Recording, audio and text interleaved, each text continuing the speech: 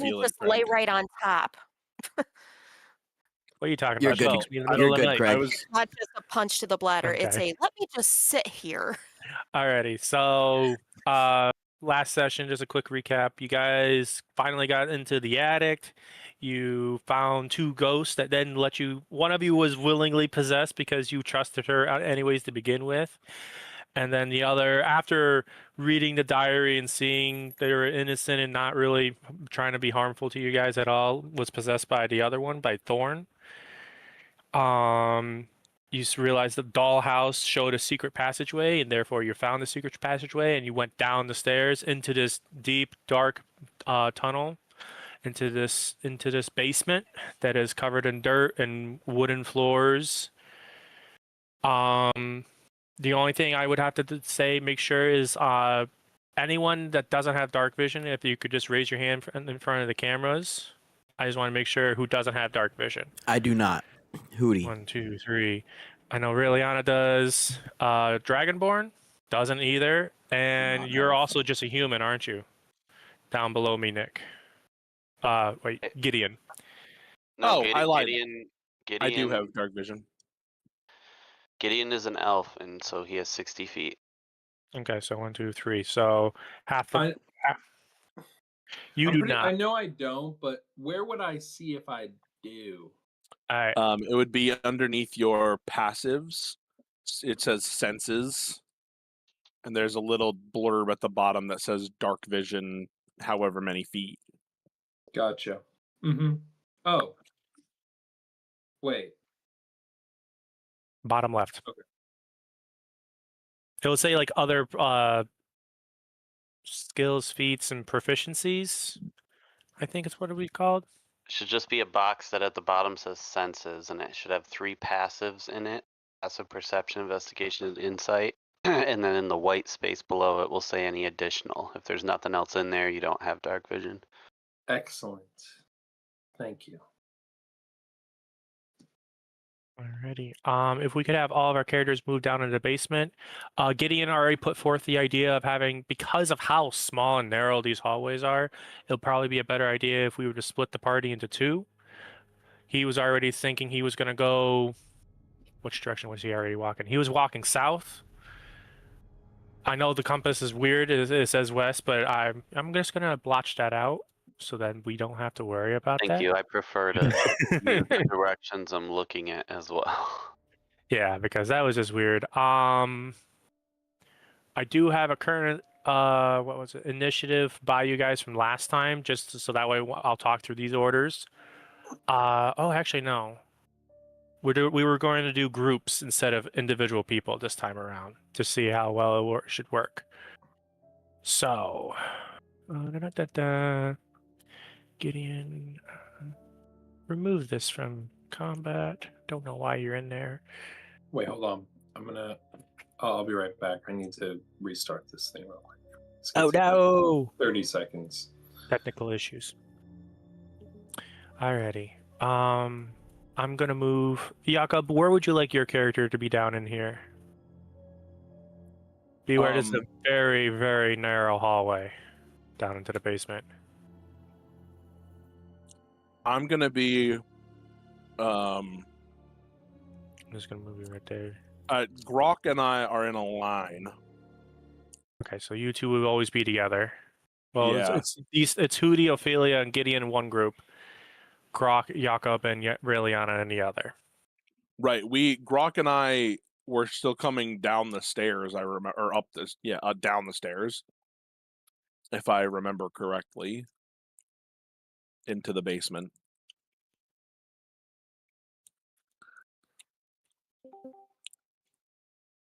Had to encounter. There we go. So group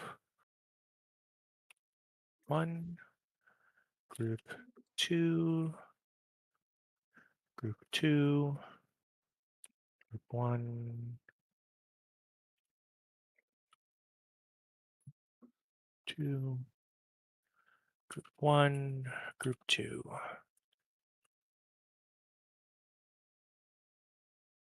All right.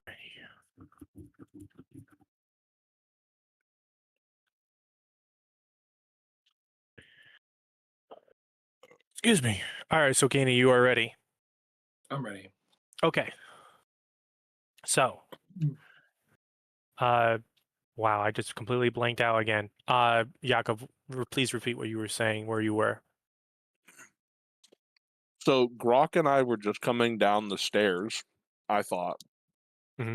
I did last session. I did describe like all of you decided to go down the stairs into the basement.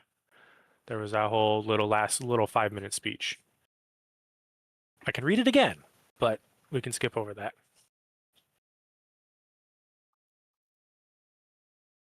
I know I'm experiencing some serious claustrophobia. Yes, because you are much larger than everyone else in this adventuring group. Yeah, I guess so. I guess I don't. Where did we come down? Just point that out on the map for me, and then I.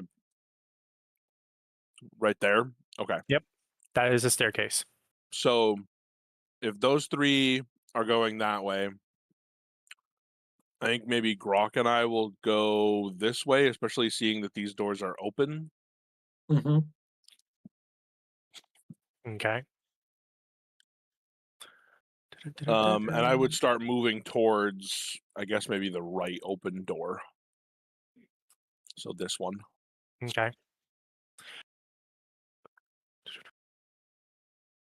All right, and then Gideon, what would your or no, actually, who do you want to be the team leader for your group? Because I know you're having a hard time talking tonight, Gideon.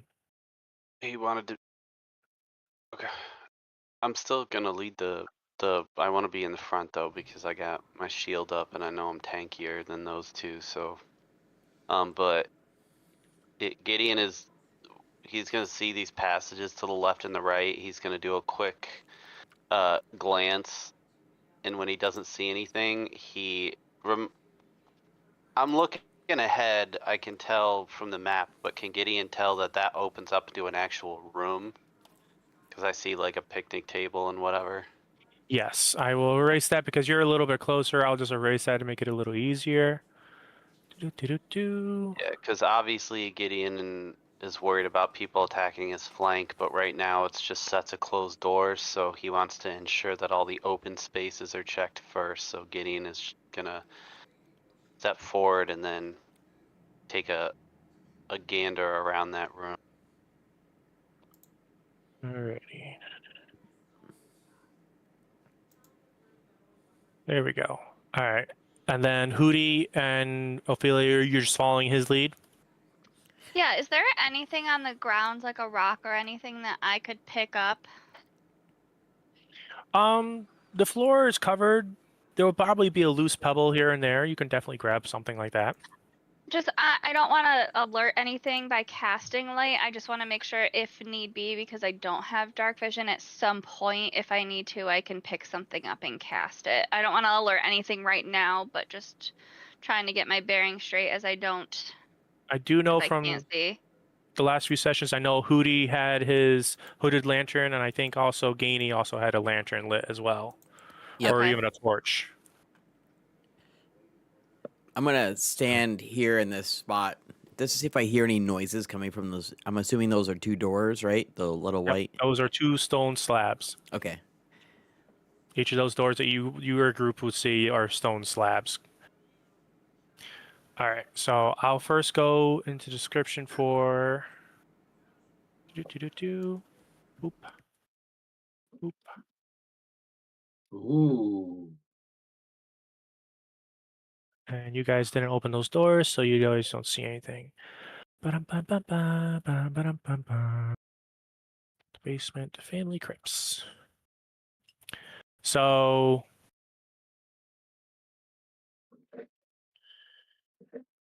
on the openings to the pair of dark and empty crypts, on the ones that Jakub,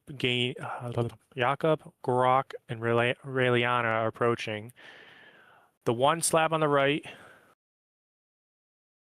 the one on the left. Oh wait, did I just screw this up?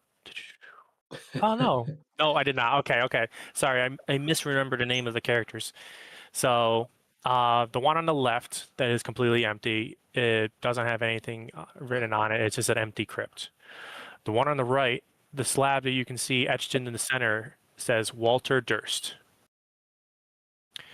As you enter that one, you see within the crypts, all those little circles and everything are swollen, bloody cysts covering the walls of this crypt like tumors. From time to time, they pulsate and burst, streams of pus oozing down to collect on the floor. Each time they do, you hear an infant's quiet whimpers, which are swiftly quieted by the sound of distant humming of the Waltz for Clara.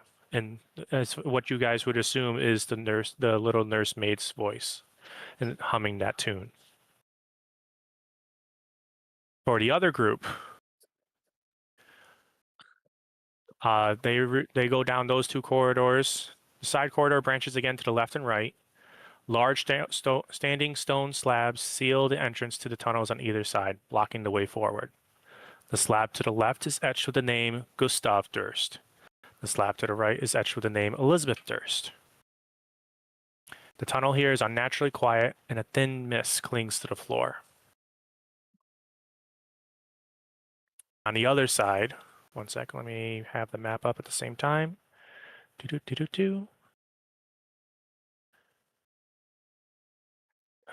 Ping.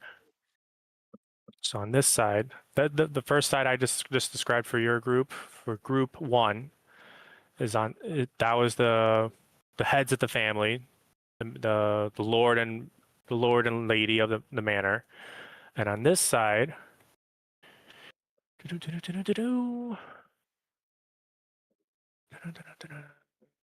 their names are etched with Rosa Valada Durst, and the other one is labeled Thornbolt Durst. Each slab exudes the silence of a forgotten grave. So we see the graves of the children. You just see a stone slab sealing these things. You can try opening them if you wish. Oh, like in the kind of like in a mausoleum wall ish Yes. style. Okay. I'll say group 1, since you were one of the first ones that went down. There's also the dining room area down below, but I just didn't know because Hootie definitely stood up in front of one of these, and he's inspecting these. Do either you two want to do anything with these tombs or leave them sealed? If I get closer to one, do I hear anything from her? Are you trying to get closer to one of their graves or their parents' graves? The one Her you're grave, possessed like- by?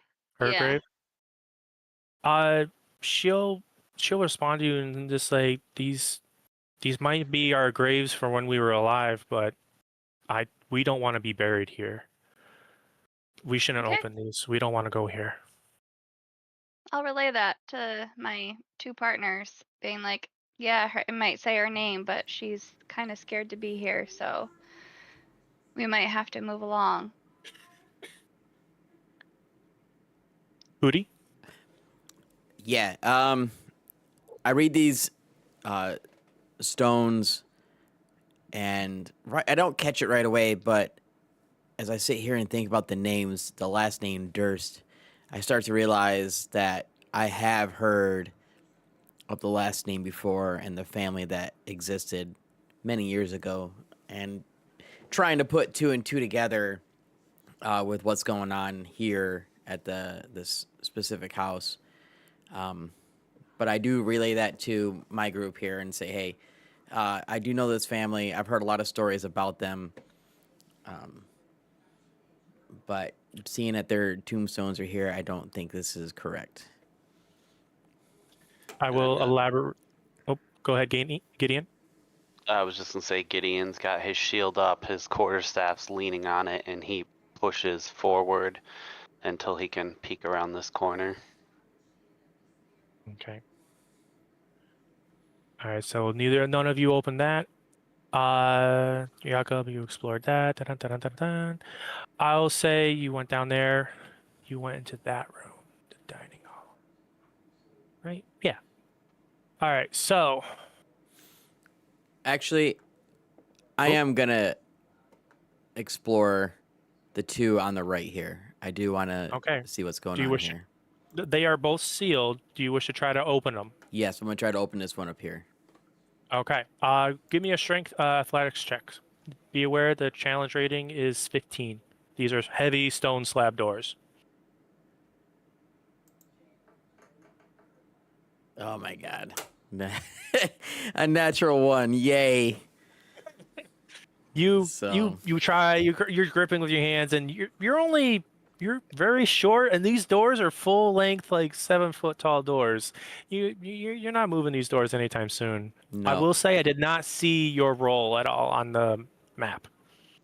Huh. Are you rolling Interesting. to everyone or to yourself? I just clicked it off of the sheet. It should be, One second. Let me see if I refresh it and see what happens. but I doubt anybody. Did anybody see it? I see it now. It's Huh. probably because it's Thursday night again. Okay. Well, I didn't move it, so I will turn around and come back out and follow Ophelia down the hallway. Okay. Dun, dun, dun. That sucks though. Okay. So then Gideon, when you walk into that dining room, sorry, so much reading. Ba-da-ba. The room contains just a plain wooden table flanked by long benches. There are moldy humanoid bones strewn about the entire dirt floor. A thick stench of rot and gore fills the chamber, so coppery with blood that you can taste it on your tongue. A few dozen moldy bones have been piled into a grotesque and misshapen pyramid in this alcove right here. Ping is X.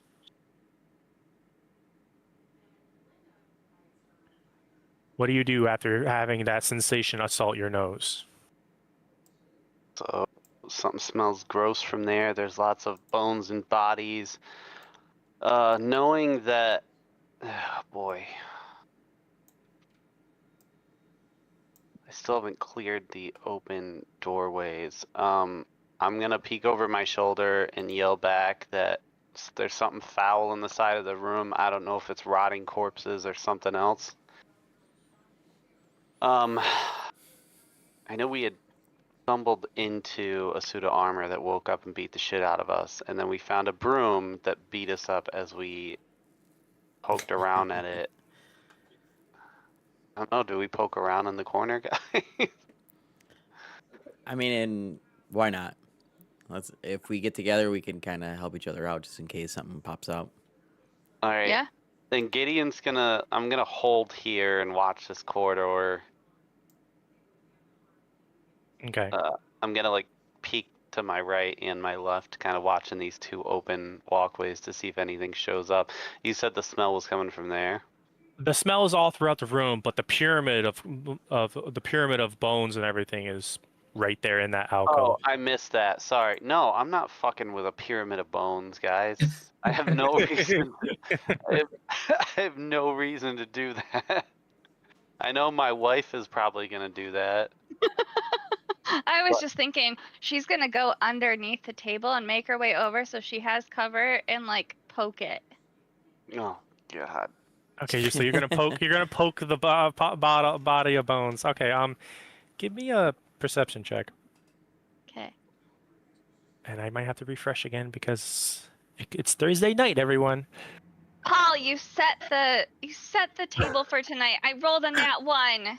Oh no! Oh my man, God. I am sorry, guys. I'm just Yeah. gonna go off myself. I'll see you guys On later. that awful note, I'm gonna leave you to stew and go back to group 2. Jakub, Grawk, and Raeliana, you see this gruesome tomb of Walter's grave. Do you wish to proceed? There is no body in there, right? It's just like It's just- pustules on the It is walls. pustules on the walls and everything. The crypt lays empty though of any corpses. Okay, and Walter is the name that we are looking for, is it not? Walter is the name of, as far as you can tell, is the name of the child. Yeah. So I'm going to, as quickly as I can, make my way out. And just down where they have gone. Making my way. And I will say, as soon as I get to the doorway here, I just tried to get one of their attentions, and I will say we found Walter's Empty crypt. not resting place. I mean, he is not in It's there. not- It is disgusting in there, but he is not in there. Who the fuck's Walter? The baby. Walter is the baby, is he not? The one that the note warned us about, and the two kids have said as well. I'll say, Right. I'll say for what's the English I'm trying to think of. Let me unhide these two, and I'll say every once in a while, like these two will they're still attached here. Like it seems like they're holding your hand, but either one of these will appear once in a while to you next to you guys. Just so I'm not playing with a token all the time, I'm just gonna have them hidden. But every once in a while, I'll speak as one of the children, and they'll just be there. One of you is holding your hand or something. Thorn will pop out and say, Walter's our baby brother. And yet, that's not his crypt. That's not his resting place. All right, and just to clarify for the players at the table, Nicholas knows who Walter is. Gideon let it slip out of his brain because he's focused on other things. And I again, I guess also just a clarification, that is the name that was in the note upstairs, as well as the warning from. I know there was another warning, but I don't remember who it was from. Yeah, well, I think we got the vibe from the note that didn't they use him for a ritual, so if you're saying there's no body in that crypt, then he's wherever they did that, or maybe he's moved on to another plane. I mean, I have a feeling that damn it. I have a feeling that they are probably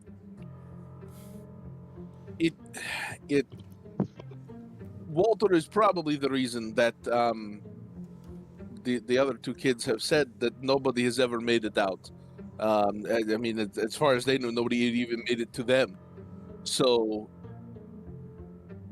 that might be the thing we're looking for to leave. I'm not an expert on that, but. Yeah, I mean, I'm open to discussing this further once I'm confident these halls aren't gonna creep up on us and something's gonna jump me.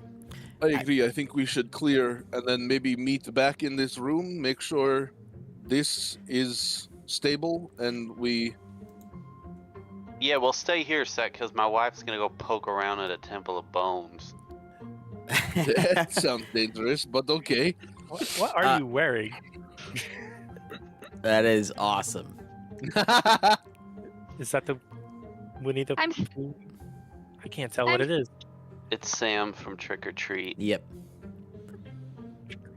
I do want to note that I have heard rumors before entering into this place that the Durst family was rumored to be the only family that have survived the house. But I have no facts or any knowledge-based information to say that that is true. No, we can't hear you, Sam. Can you hear me now? Yes. To say they survived, what do you mean? I thought the Durst family was the family that owned the house originally.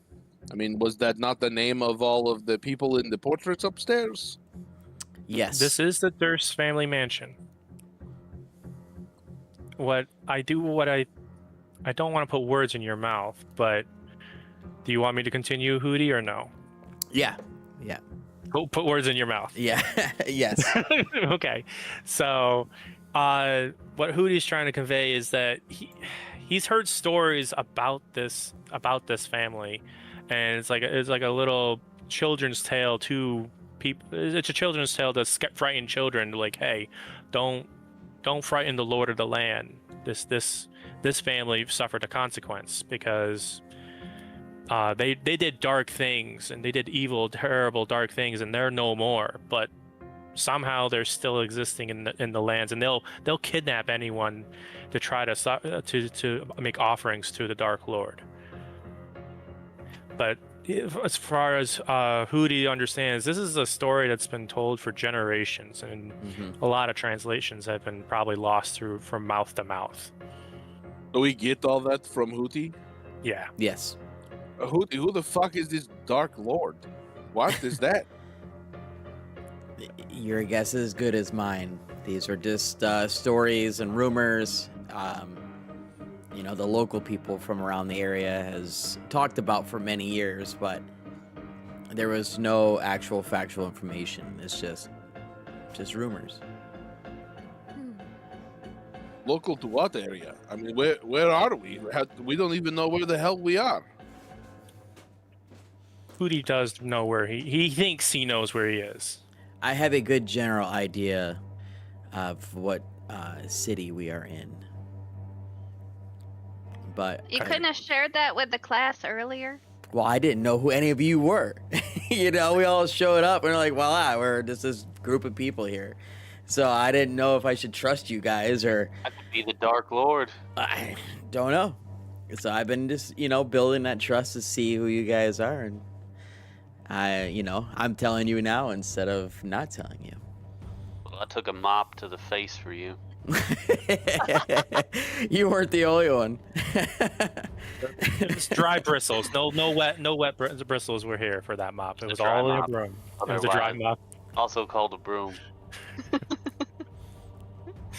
To put words into Hootie again, Hootie believes that this is the land of his childhood of Barovia. He grew up in the lands of Barovia, but he doesn't recognize this house at all. No. He sees the architecture is the same as the lands that he would grow up in, but he grew up in the land of Barovia, and that's all he'll share though. Gideon is going to shift his shield towards Hootie and look at him for a second and be like, well, see, now I'm getting a little uneasy here because I get keeping things a little close to your chest, but we're going through this haunted fucking house that has flesh boundaries and weird spooky noises and shit. And you seem to know more than you've been letting on. Are you like, I'm just going to ask you bluntly, do you like bring people here and let the house devour them? Because you were one of the people we came following here. Your little token or whatever drew you right to this fucking house. So is this like a plot? No, not at all. All I know. Insight check. Yes, please. Yeah, I agree. I mean, this does seem pretty fishy to me. Roll. Okay, first, roll an insight check. That'll be the 19. first thing. 19. You can roll Hootie to see if you want to keep any of the information hidden, or you can just willingly fail the check. Yeah, I mean, I'll fail the check and just tell him that that's all I know. Truth be told, this is all the information I have on this here. I showed up just like everybody else did. Was drawn to this location. Was on my own little mission with, dealing with someone close to me and the fog. And then voila, we're at this location all together at the same time. I don't know why you guys are here or how you guys ended up here, but we entered at the same time. I'm gonna look over to Jakub and be like, yeah, I mean, I think he's telling the truth. He's had plenty of chances to jump us if he was gonna do it, especially like when we were fighting a mob and stuff. So that does make sense. This whole place is just really fucking weird, though. I mean, You will. Hootie doesn't like. None of this is familiar to Hootie whatsoever. Like this is beyond terrifying for his entire existence for everything. hey Hootie, what's gonna happen when my wife touches that pyramid of skulls? There's only one way to find out. She already did. She's poking it. She's already over there with a like stick. ignoring half of this conversation. She's just like poking it. oh. No, she's taken her little scimitar and just Hey, we haven't She- heard from Raeliana and Grawk in a while. yeah. Oh. Okay, Grawk. I'm just listening. All right, you're following along with them. You're right behind Jakub. Yeah, I'm like kind of up here. Okay. Raeliana, what would you like to be doing? She did just walk away for a second, probably to put dishes in the kitchen. But I can relay anything she says. It's fine. We can do the Okay. Ophelia poking around until she gets back. Okay.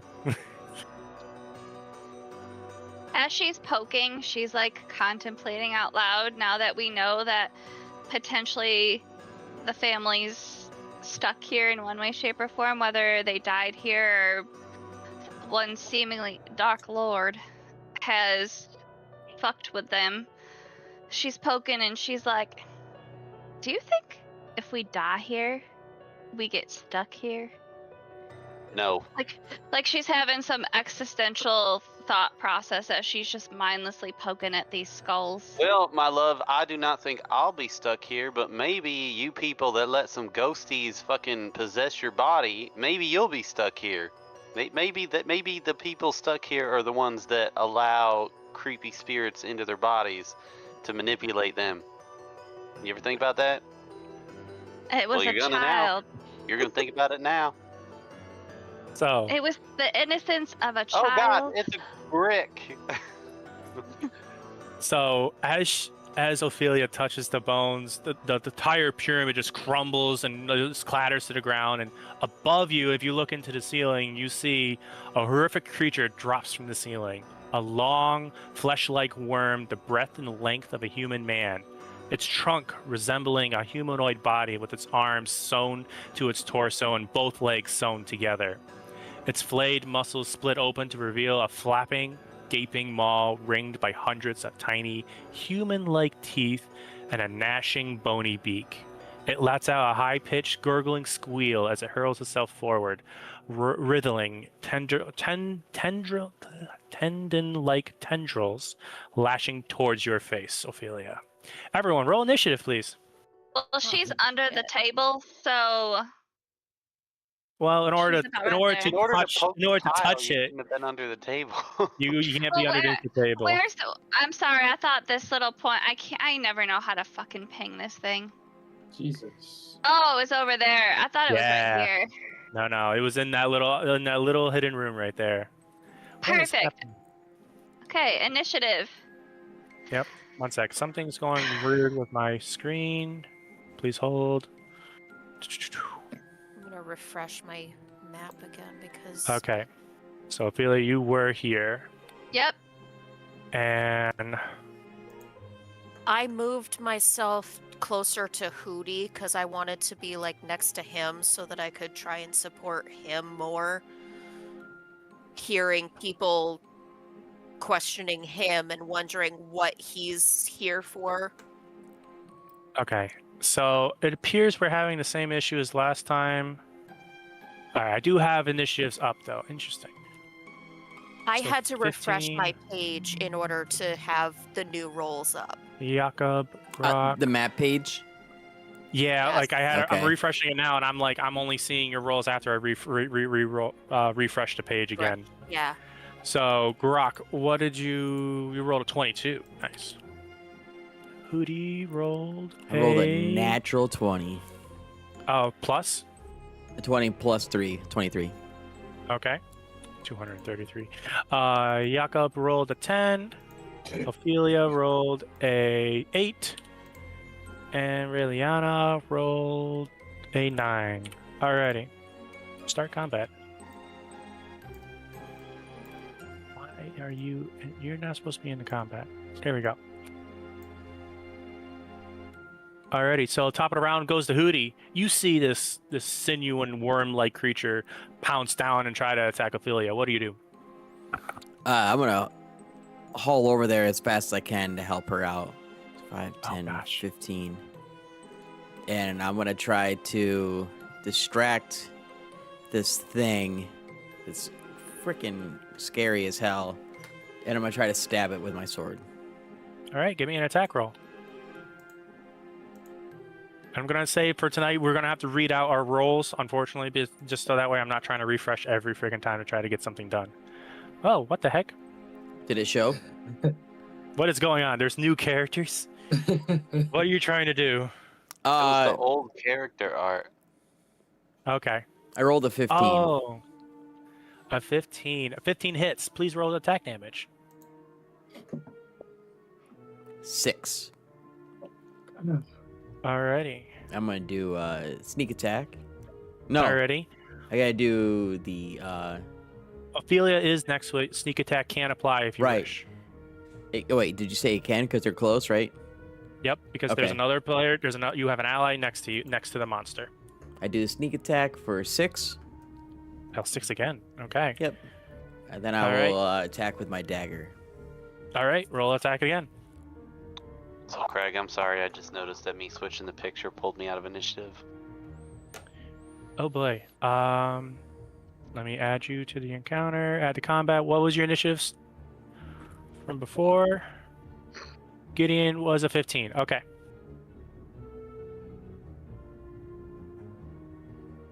Add. Boom. Yep. You're still behind people. All right. Hootie, what did you roll for an attack roll? I rolled the 6, so it doesn't hit. You rolled a 6. It did not hit. Yep. After taking that hit, it just squirmed out of the way, revealing its body. Hootie, you had advantage on your dagger attack because you hit with your short sword. Oh, That's yeah. right. Forgive me. I need to remember that too. No, that's up to the player to remember. So their that would weapon be master. 10, It is, right? It is up to the play. It'd be a 10, yeah. It just still, I didn't think it it's- would hit anyway. Oof. Yep. Nope. That does not hit. All right. Do you want to do anything else? That was an attack, bonus action. I'm gonna action Oh, no, that bonus. wasn't- Oh no, I'm only level 2, right? Yeah. Yeah, you're only level 2. Okay, I guess I'm stuck right there. I thought Okay. you got it at level 2. Do I have disengage?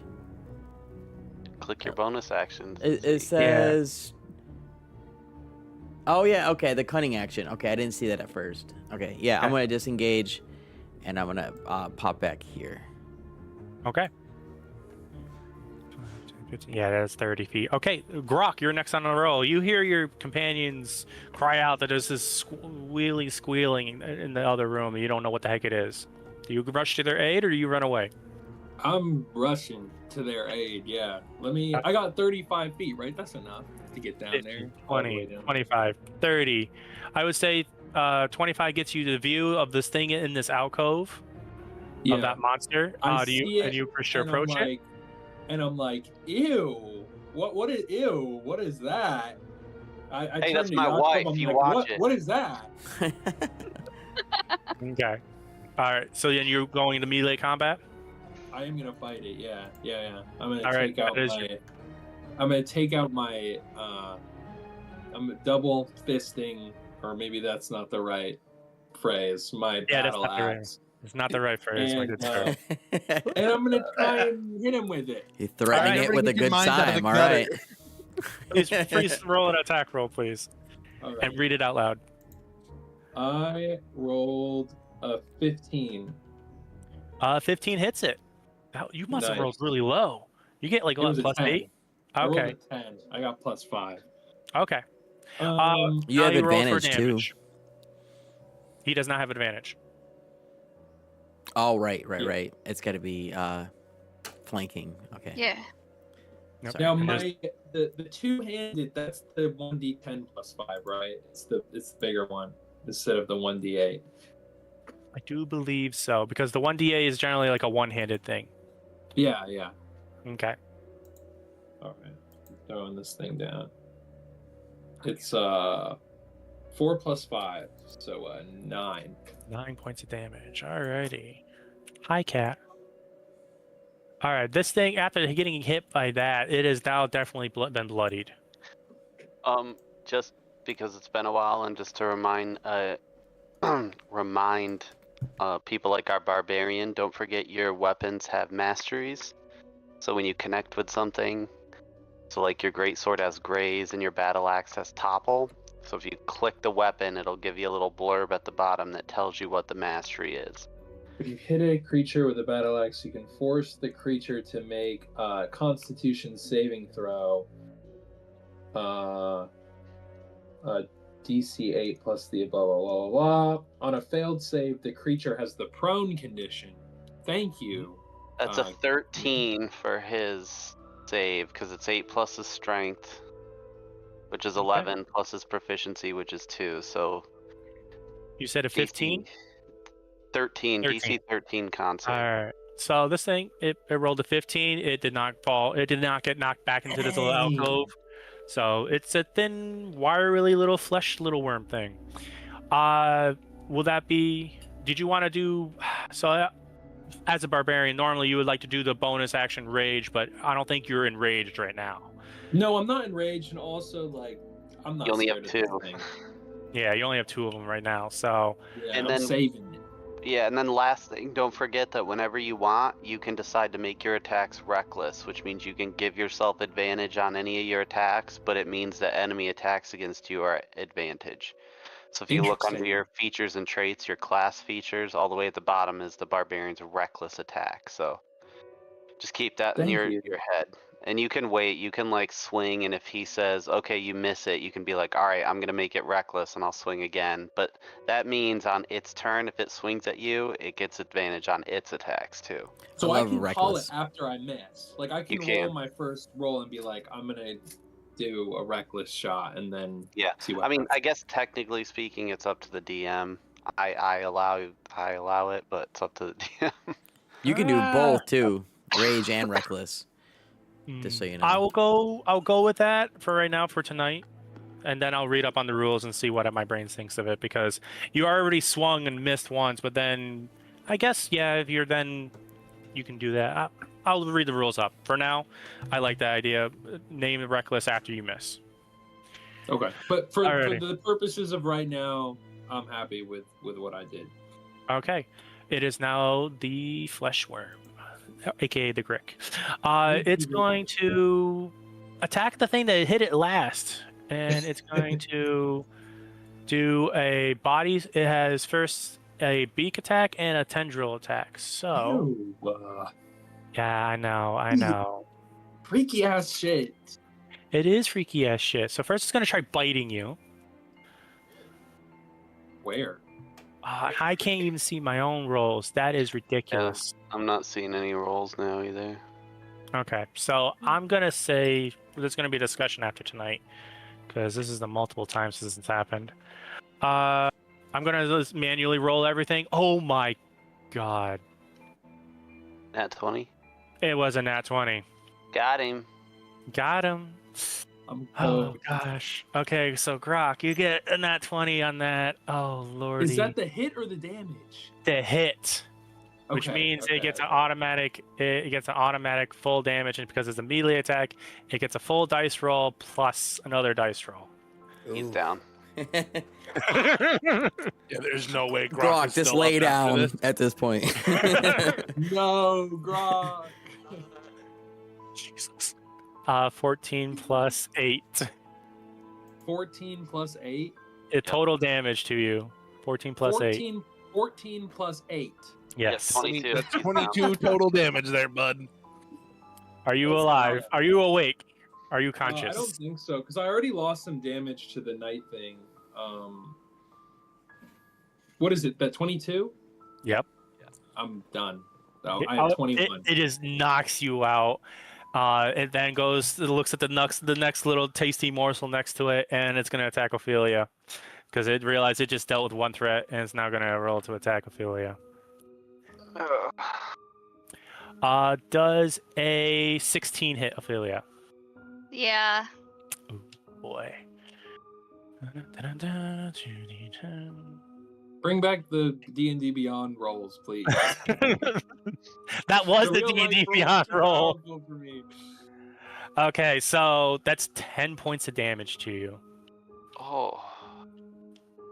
These are some hefty hits for some level 2s. It is. It's a I'm- monster. I'm on death's door. Oh. Okay. Let me the fuck in. Be aware, it is after taking that hit from Grawk. It's almost on death's door as well itself. So, Wow. Ophelia, would you please? One second, I gotta read the character sheet. If the creature is small or medium or smaller, you are now grappled. All four of the tendrils grab each of your arms, and you are now grappled. Alrighty, the next turn is Gideon. You see your partner go down and getting grappled by this thing. Gideon does a quick hop over the corner, slides down onto his knees, and he touches Grawk right on his chest, and he says, "Duty calls you back." And you all see like a pulse. I'm gonna hit him with lay on hands. I'm just gonna do the one, so I'm only giving you 1 HP back, but it means you're awake now and not making death saves. Okay, go. And as I do that, I spin and get back on my feet right here. I see this is latching onto my wife, so I am going to swing down on this tendril with my my shillelagh quarterstaff here, and that is going to be a fuck. A fuck. That is Um, never good. Now, the shillelagh the quarterstaff is a one-handed weapon or a two-handed? It's one-handed. I Okay. got my shield in my other hand. 11. 11 does not hit it. I'm gonna use oh wait, babe, how does that bardic inspiration work? I can just roll. D6. Whenever you fail a roll, you can roll a It's 1d6. 1d6. Yep. All right. Mm-hmm. Motherfucker, does a 12 hit? No, a 12 does not hit. I'm gonna use luck. Oh, okay. Go ahead.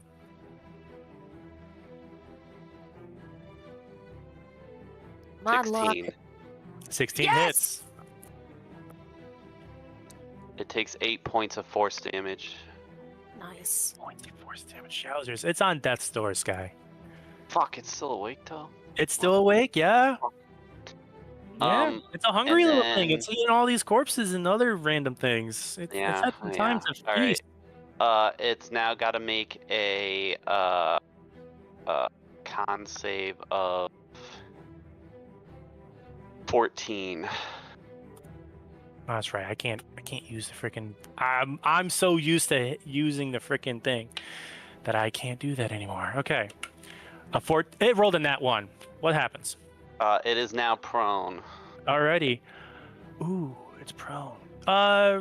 Ophelia, can you give me an acrobatic check?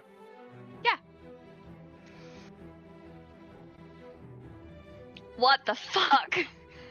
I just nat one it for a 6. Yeah, it pulls you prone as well. Oh, So they're no. both prone though. They are All right. both prone. Raeliana, is there a question? Yeah, just quick DM question while I'm planning for my turn. Does the creature look like a construct or an undead? Or neither? We will determine that on your turn. Okay. And that's it for me. Okay. That was all my stuff. All right. Jakub, you're next. Yo, You really let him have it. I'm going to hit it with a firebolt. Roll to attack. At disadvantage. Disadvantage, It is 'cause on the it's ground prone. now. It is now prone. Is on the ground. Well, I rolled the same thing twice. I rolled an 8 both times. It misses it. It goes hits the wall behind it. You want to reposition, or you want to call that a turn? I only have one attack, so Okay. We'll move on to Raeliana. yeah, that will be it. Raeliana, you can. You first asked if it was a construct or a what? Undead. Undead. You can't tell if it's undead. I will say you would have to waste an action to study this to figure out what its type is or something like that. As far as you can, it is not a construct. I will let you see that it is not a construct Okay. from a brief glance. But you can't tell if it's dead or alive right now. You just know that this thing is a human corpse misshapen into another form. Okay. Mm. That's worth the risk. 5, 10. I want to move 20 feet and get right next to it. So because all three people are there, you cannot get All three of those people are blocking your access to get to it. Shit. Well, there goes that.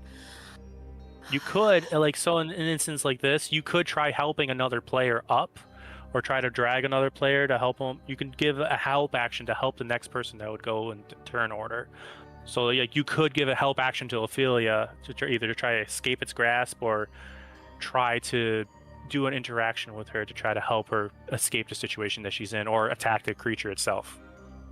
You would essentially just give her advantage. Okay. Kind of messes with what I wanted to do. All right.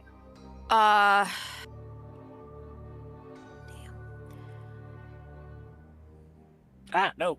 Sorry. Clicked So, on the wrong thing. Go ahead. can I see who is down? No, you saw Gideon heal Grawk, who went down in a bite. He got bit right there in the neck, and he just tumbled to the ground. And Gideon just made him Brought him gasp back. awake. Yep. Okay. Now, what he about started. Ophelia? Wait, say that again. What about Ophelia? Ophelia is just knocked prone, grappled. Yeah, She's grappled. I'm grappled by the creature. Okay.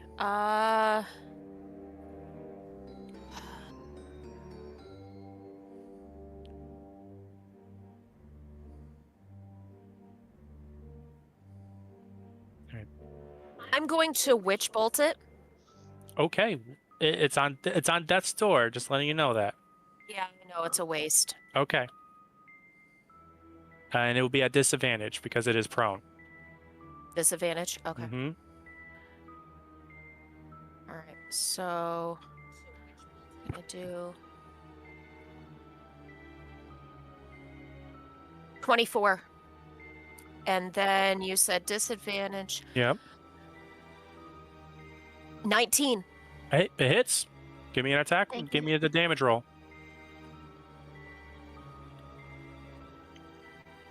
That would be 21.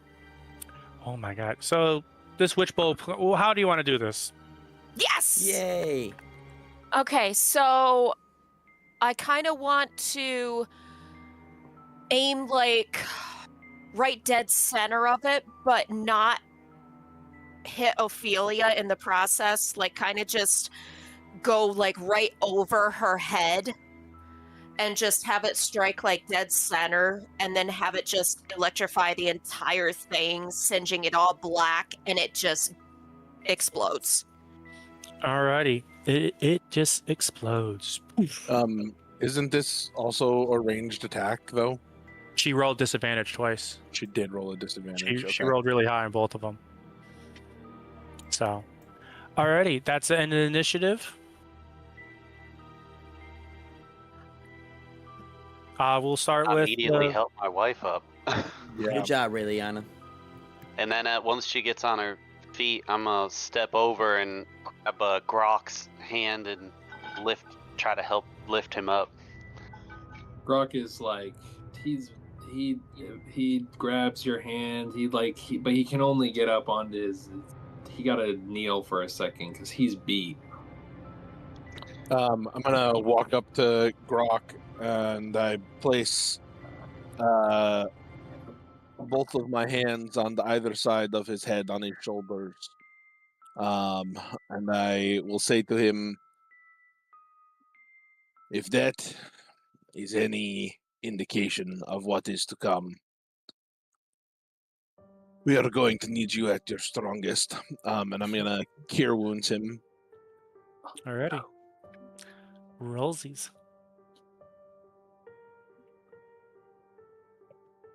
Ooh, 15 points Nice. of healing into you. Grawk, 15? you heal 15.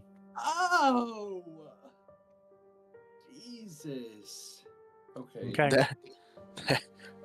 That is my max hit points, just so everybody knows. So That is a good roll. Yeah. that was a good roll. That was good on my part. Grawk fucking stands up. He's like, "Oh God, we're so back." Okay. I'll go to group 1 since they initiated that. Ophelia, Hootie, and Gideon, what do you guys want to do after that? Are you taking it? Apologize to the group for waking a creepy thing.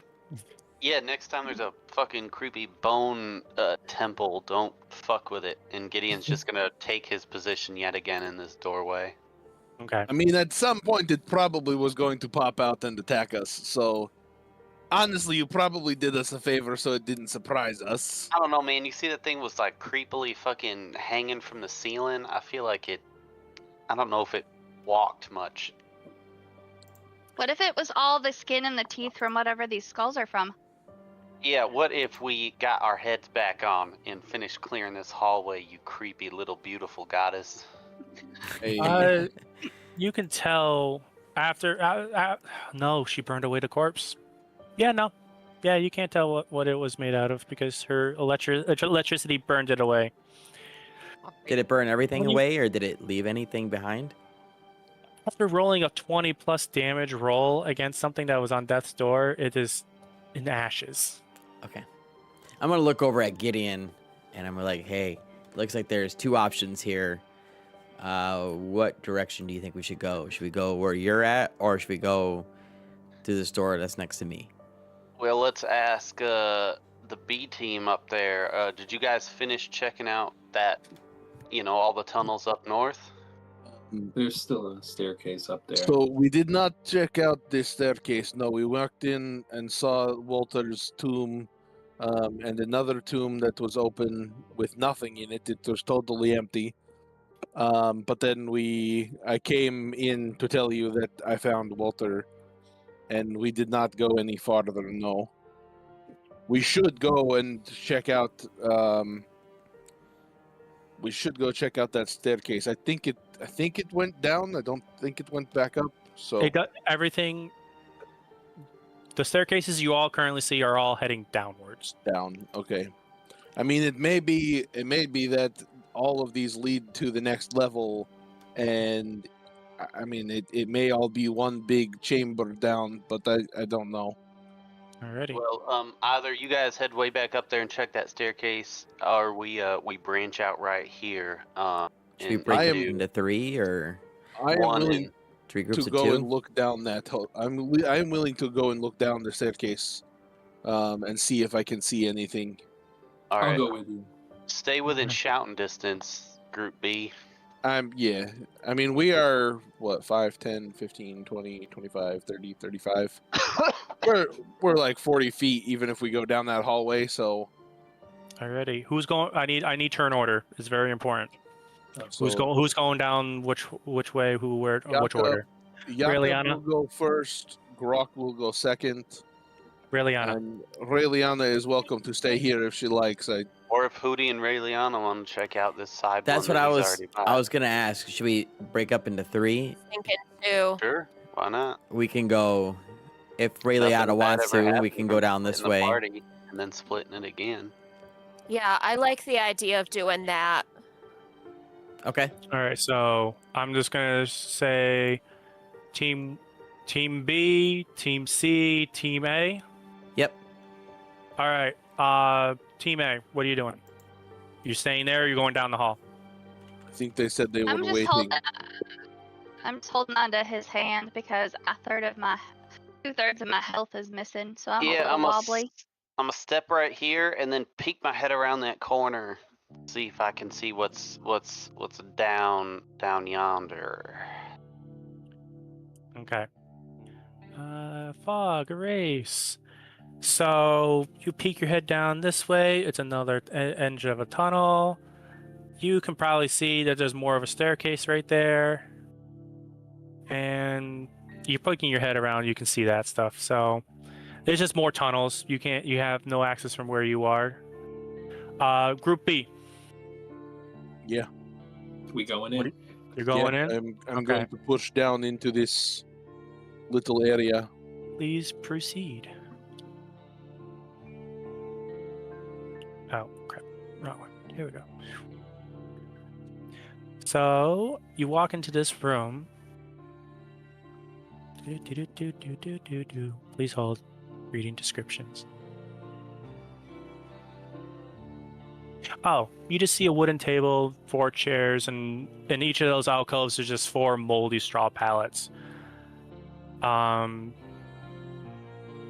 You do see another staircase leading down to another room, but it looks like this is just like the living quarters of whoever was living down here.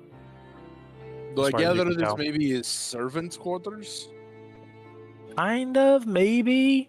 You would think it's more like the servants' quarters were upstairs. So whoever was Right, part of right. whatever this group was in charge of or part of, this is what like one of their quarters, sleeping areas. Are these like / little living. cots? Yes, they're moldy cots. They're Okay. aging moldy cots. There is another set of stairs going down this way. Yeah, I do want to at least poke my head around. That's all you can see right now. It's just another room. You do hear, as you're descending the stairs, you hear water like dripping and splashes for some reason. You're not sure where it's splashing. It sounds like it's echoing. I would say it sounds like something echoing out of a well. Okay, I would poke my head around to see whatever is around that corner. Group B,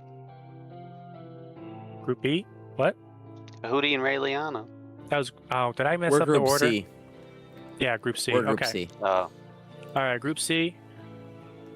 Oh. So I can see down that hallway, correct?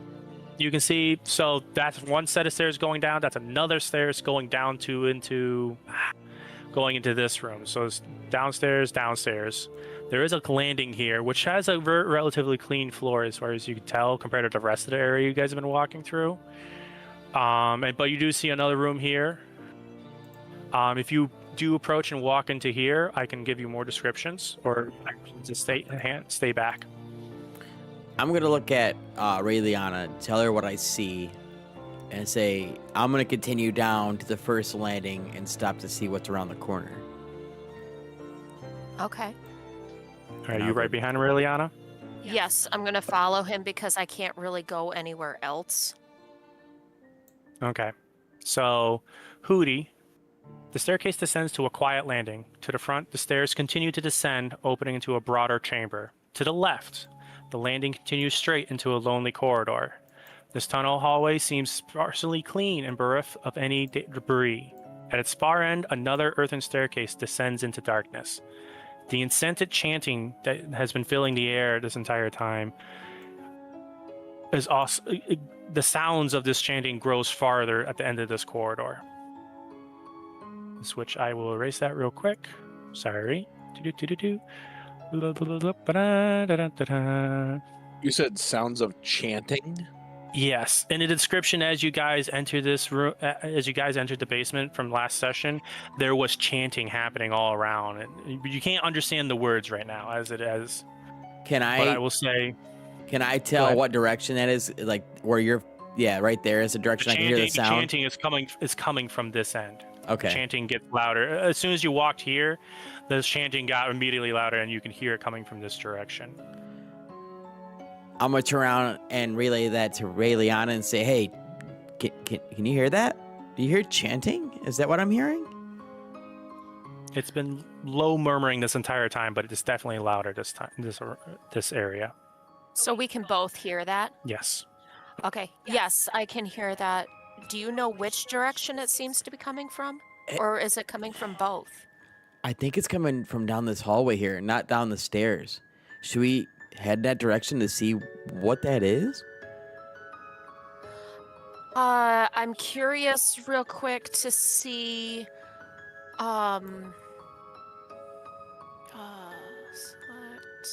Nope, that's not it. All right. I'm curious to see what's in this room across from the hallway. X, babe. If you press and hold X and with the mouse. You want to head down that way first? I'm curious to check this out. So, right now that's just that's kind just of wall. peek in. I yeah, will say, we wouldn't know what that is right there. That's yeah, just you a just see hallway. that this is Earth, babe. Oh, okay. So that's just a solid wall. Yeah, there's two. You're thinking those are the crypts going by. Oh, you're right. Thank you, Kadison. Ugh! Okay. Those are, as far as you can tell, those are more crypts, but no one bothered to investigate them further. But I'm keeping them hidden for a reason, because you guys can't see them. I tried to Okay. open up the door, Alright. but I was not strong enough to do it. So then I turned around and came down. Okay. So Yeah, we could let's head go down down. the hallway. Sorry. Yeah, we could do Yeah. that. We'll go down the stairs. Is that what you were thinking? Or down? Yeah. Okay, yep. All right. I'll You head guys wanna go down. here? Yep, I'm going to get to this and kind of poke my head around the corner just to see what I see. And I'm assuming I can see Jakub and Grawk. Yes, you All can right, see cool. Jakub and Grawk. At this rate, you both see each other. And I will say, oh, what's up? Oh, you're just waving. I'm just waving at him. Gotcha. Oh. Oh wait, just making sure you guys just see rooms, right? Yep. Yep. Yes. Okay. Okay.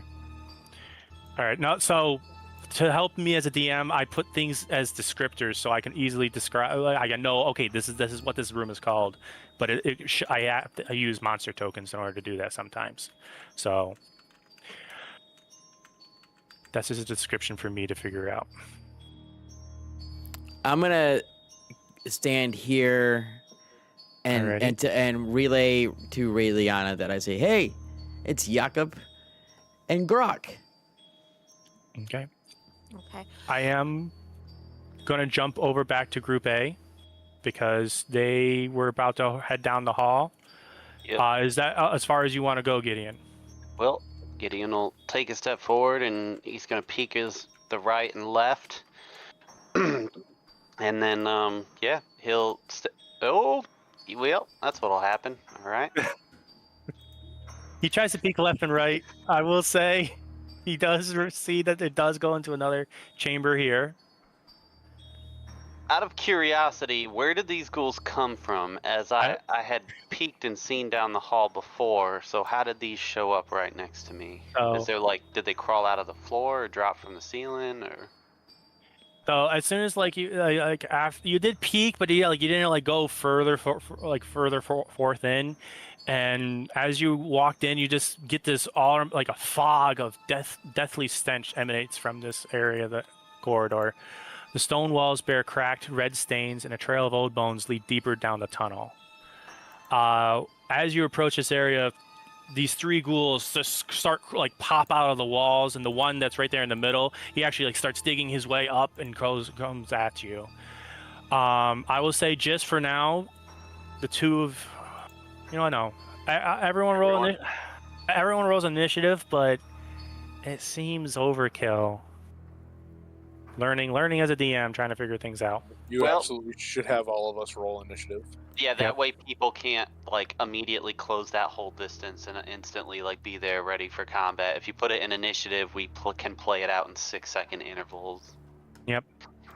Okay. Oh god, that's not what I wanted. Clear encounter. Dun. There's only just- 150 of them. Add to encounter. Oh, something went Oh. wrong. I'm Oh, seeing people's rolls now. mine just said mine is wrong. And I did see someone's rolls for a second. Yay. Yeah, I'm finally seeing Yeah, everyone's I would rolls see again. Hootie's, Raeliana's, Gideon's. I don't see oh yeah, no, mine's in there too. Okay, so one sec. Let me add them again. Grawk's because I is didn't hidden have for quite me.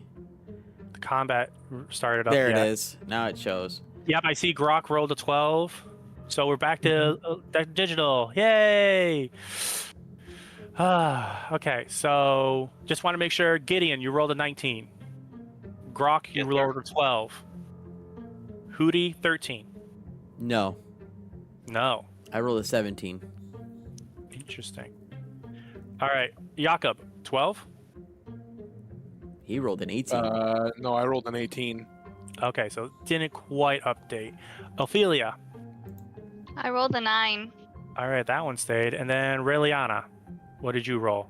I'm thinking 10. I rolled 10. 10. Okay. All those so it's numbers because I showed didn't- up for me, just for the record. I don't know why yours was off. So the reason mine was off was because as I was adding as I was adding everyone to the encounter, it glitched on me and I wasn't able to add everyone at once. Oh, I gotcha. So that's what happened there. Alrighty, we'll go to Gideon first. You see these ghouls pop up, and Shit.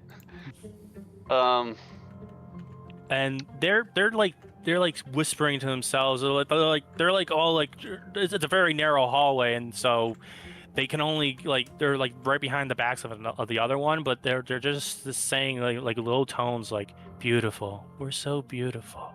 Oh, okay. We're perfect. We're immortal. Right. You'll help us live. Right. Help us live forever. Yep. Yeah, I'll do that. I am gonna give my a guttural yell and say, "The shit storms are coming!" as loud as I can to hopefully echo through the hallways as Gideon hunkers down and takes the dodge action, and that'll be my turn. Oh, okay. Jakub, you hear this voice resound across the hallways.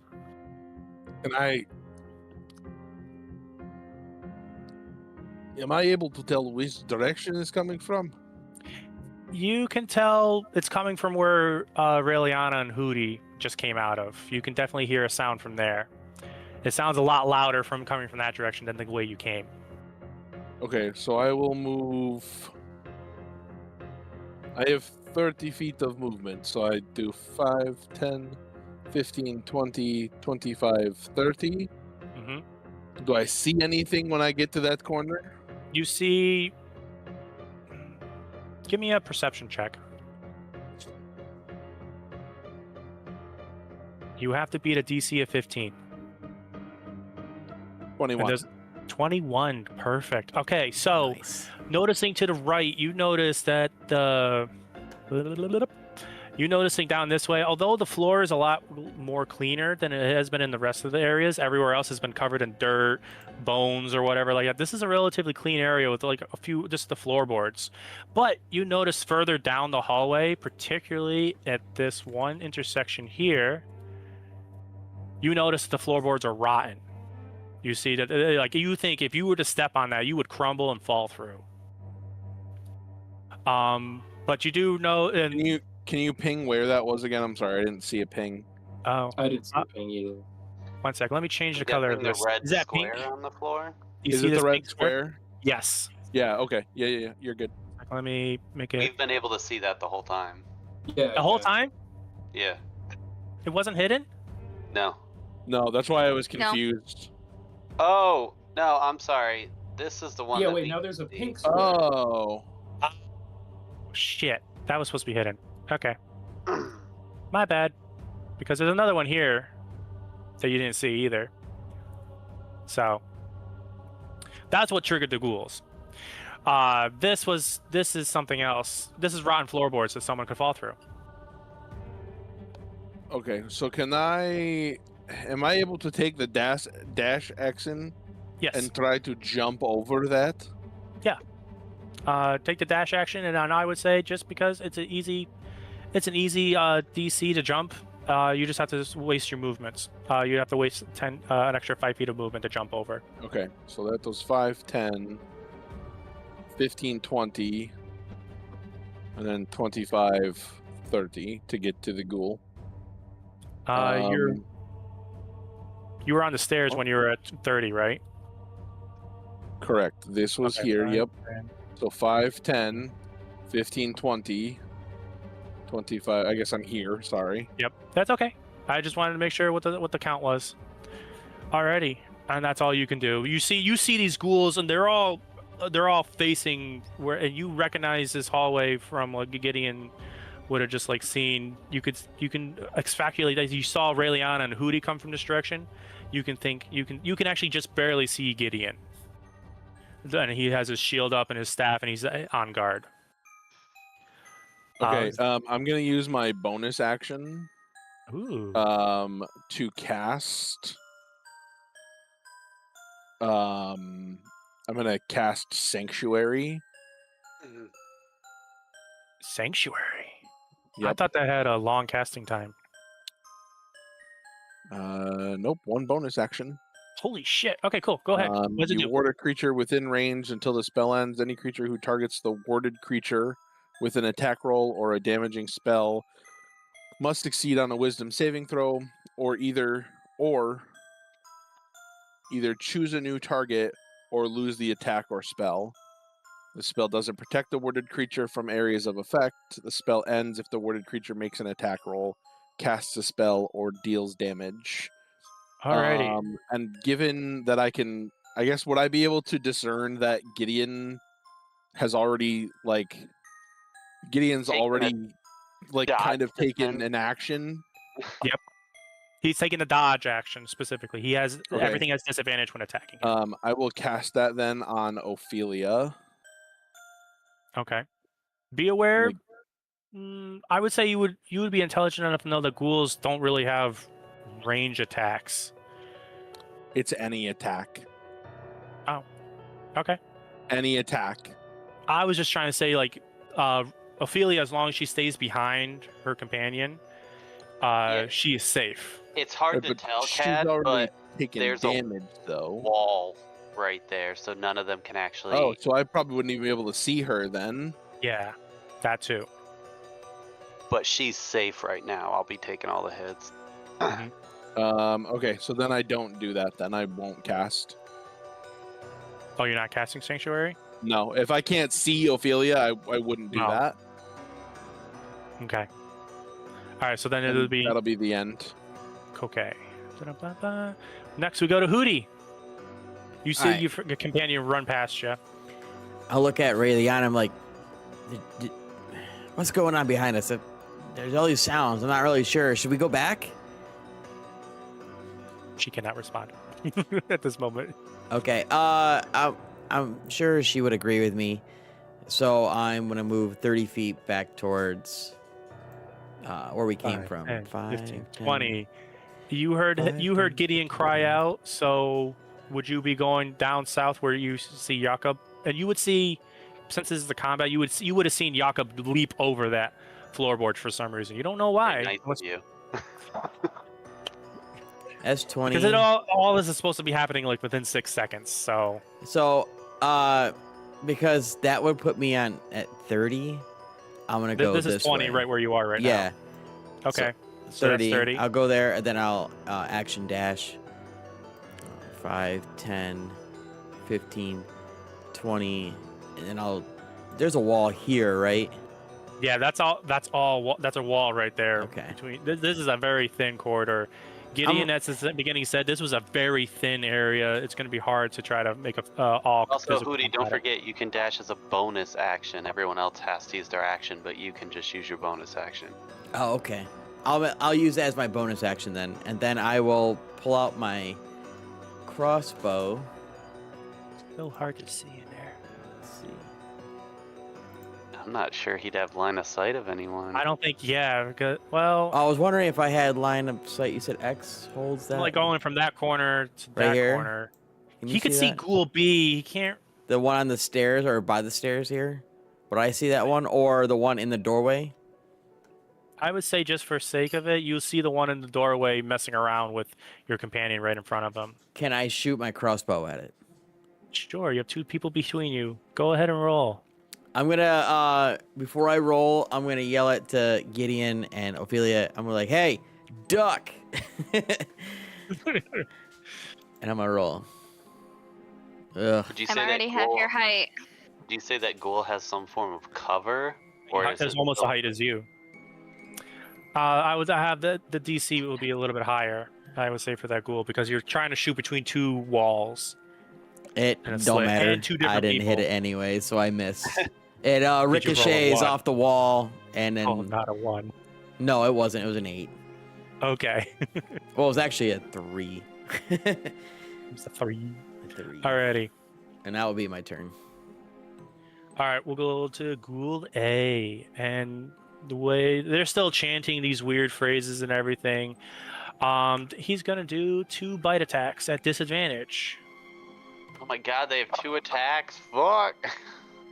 Yep, at disadvantage though, because you have the dodge action up, correct? Yes, sir. All right, the first one doesn't hit. And Oh, you the can't other ghouls. roll to us now, even though all ours come to you. Oh, that's right. Sorry, I didn't have that up there. There we go. So there you go. It tried hitting you for 6. I'm guessing a 6 doesn't hit. No, sir. Alrighty. All these other ghouls, they're just crowding around this one. They're staying as a group for some reason, and there's just only one can attack you at a time. So it's now the next person's turn. Grawk. You hear a cry for Okay. help. Yeah, Grawk knows what's going on. He's just gonna make his way down there. I mean, he's pretty far away. What do we got here? Making my way. 30, and you're gonna dash. Do I have dash? I don't think so. Every player has dash. You Oh. you use your main action to do it, unlike Hootie, who has a bonus action to do it. Okay. You want to I go will right use that. or down? So I can see Jakub, right? I look Yep. down that hallway and I can see him down there. Mhm. So I'm gonna start running towards him, Okay. and I am gonna. Hopefully, he says something to me. But if he doesn't, I'm gonna run right over that. I gave the spot. same thing with Hootie that you all would have. No, it's I kinda was hard too to do far in combat. I was too You- far away for that. I think. True. Alrighty. Give me a dex saving thing because you're running full blast. You might be able. No, you do not. Dex saving throw, and you have advantage because you're a barbarian. That's right. Yeah. Only against things he can see. Oh. Shit.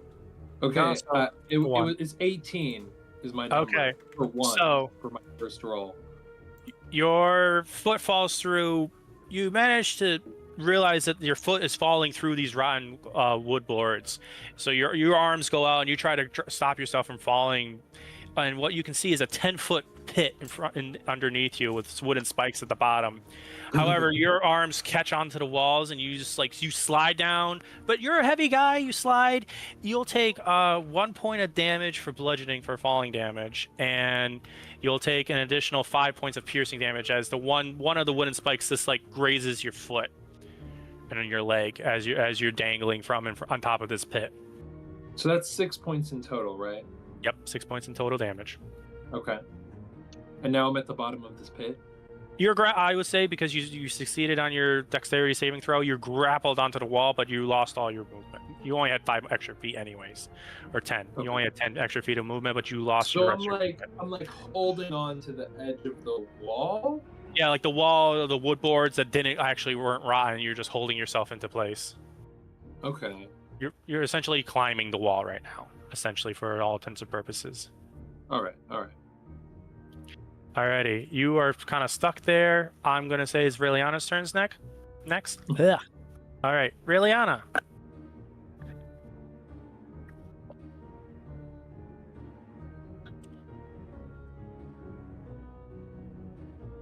She's muted. I don't hear her. She's too Speak far up. away from the mic or something. I can barely Babe, hear. we can't hear you. We can barely hear you. Oh, sorry, I had it muted. I'm sorry. So 5, 10, 15, 20 should put me right behind Grawk. Or are the stairs difficult terrain? No, stairs are stairs. They're fine. They're not difficult Okay. terrain. I see Grawk falling through the floor, and I would like to, since I'm not going to be able to do anything this turn except move, I would like to use the help action and try and help him up over up through the floorboards. All right, give me a athletics check. Okay. My big ass. He is a big ass. But you're kind of already gripping the wall. If she grabs an arm, if she does it right, she can actually just drag you up and you pull yourself up out of the hole. And you can Is be that athletics? Mhm. Please be a good roll. 14. that passes. You Okay. pull Grawk and you together pulls himself out of the hole. I would say with that momentum, you would be able to push Grawk over onto the other side. I can't finish my movement until they move because I don't want to land in the floorboard either. I think that'll be my turn. Okay. Grawk Just turns because around and I don't- says, "Thank you, tiny woman." Nice. Yeah, I don't want to All right. risk falling through the floorboards myself. So Then it'll I'm be gonna wait. Ophelia's turn. Tell me if you would allow this. Can I step in between Gideon's legs to make an attack at the ghoul right in front of him, and then just step back so I'm not occupying his space? I I think think I can. I think we determined this last time. You can't stand. You can go move around, but you can't occupy the same space. Yep, so halfling nimbleness says they can move through the space of any creature that's a size larger, but you can't stop in the space. So I'd imagine as long as you don't end your turn in the same space, it should work, right? If I Yeah. reach through him, do my little attack, and then step back into the space I was occupying. Yeah, as long as you don't end a turn in a player's space, we can do Okay. this. Then I'm going to step through Gideon's legs, reach through, channel my inner possession, and cast Shocking Grasp on the ghoul. Go ahead. Give me an attack roll.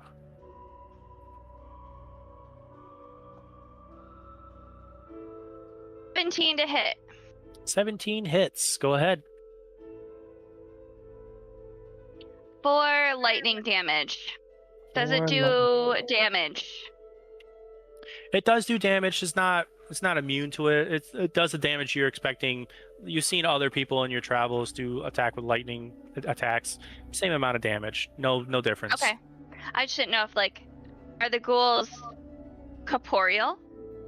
They are flesh beings covered in dirt and black cloaks. Like, Okay. Then I take my little step back into my space and hold my ground. alrighty. Top of the round, Gideon. Yeah, DM question here. I'm guessing that because Ghoul B and D didn't swing at me, you're ruling that they can't attack diagonally because of these corners, the walls. No, they want to have a. They're letting the one ghoul go ahead of them. I They're very ask because dumb. it's important to me knowing that if I step away, am I taking 3 attacks of opportunity or just 1? You will be taking only one. I will say because of that solid section in the corner, they cannot physically get to you at all. Well, I'm not going to move now anyway because my wife's still there, so I'm going to stay here. And since my wife is there and I don't want all of them to beat on her, boy, I'm real tempted to just keep trying to dodge, guys, but since only the one can attack me, I'm going to bonk him with my quarterstaff. Alrighty, give me an attack roll. 18. 18 hits. All right.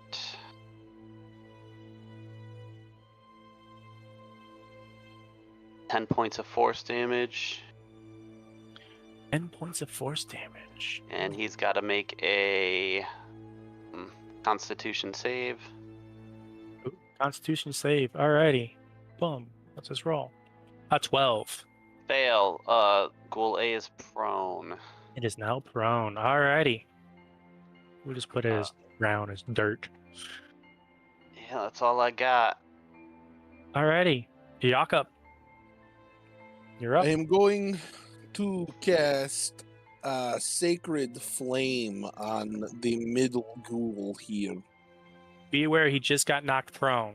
This will Sacred be Flame's another. a saving throw, not an attack roll, Yes, I think. it is not an attack roll. It's something you need to save from. Beautiful. All right. What do I need to roll?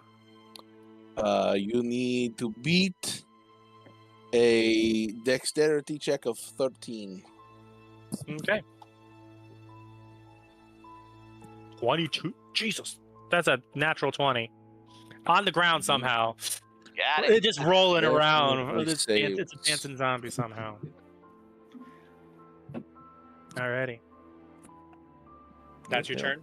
That is my turn. Alrighty. Hootie. All right. I don't really have.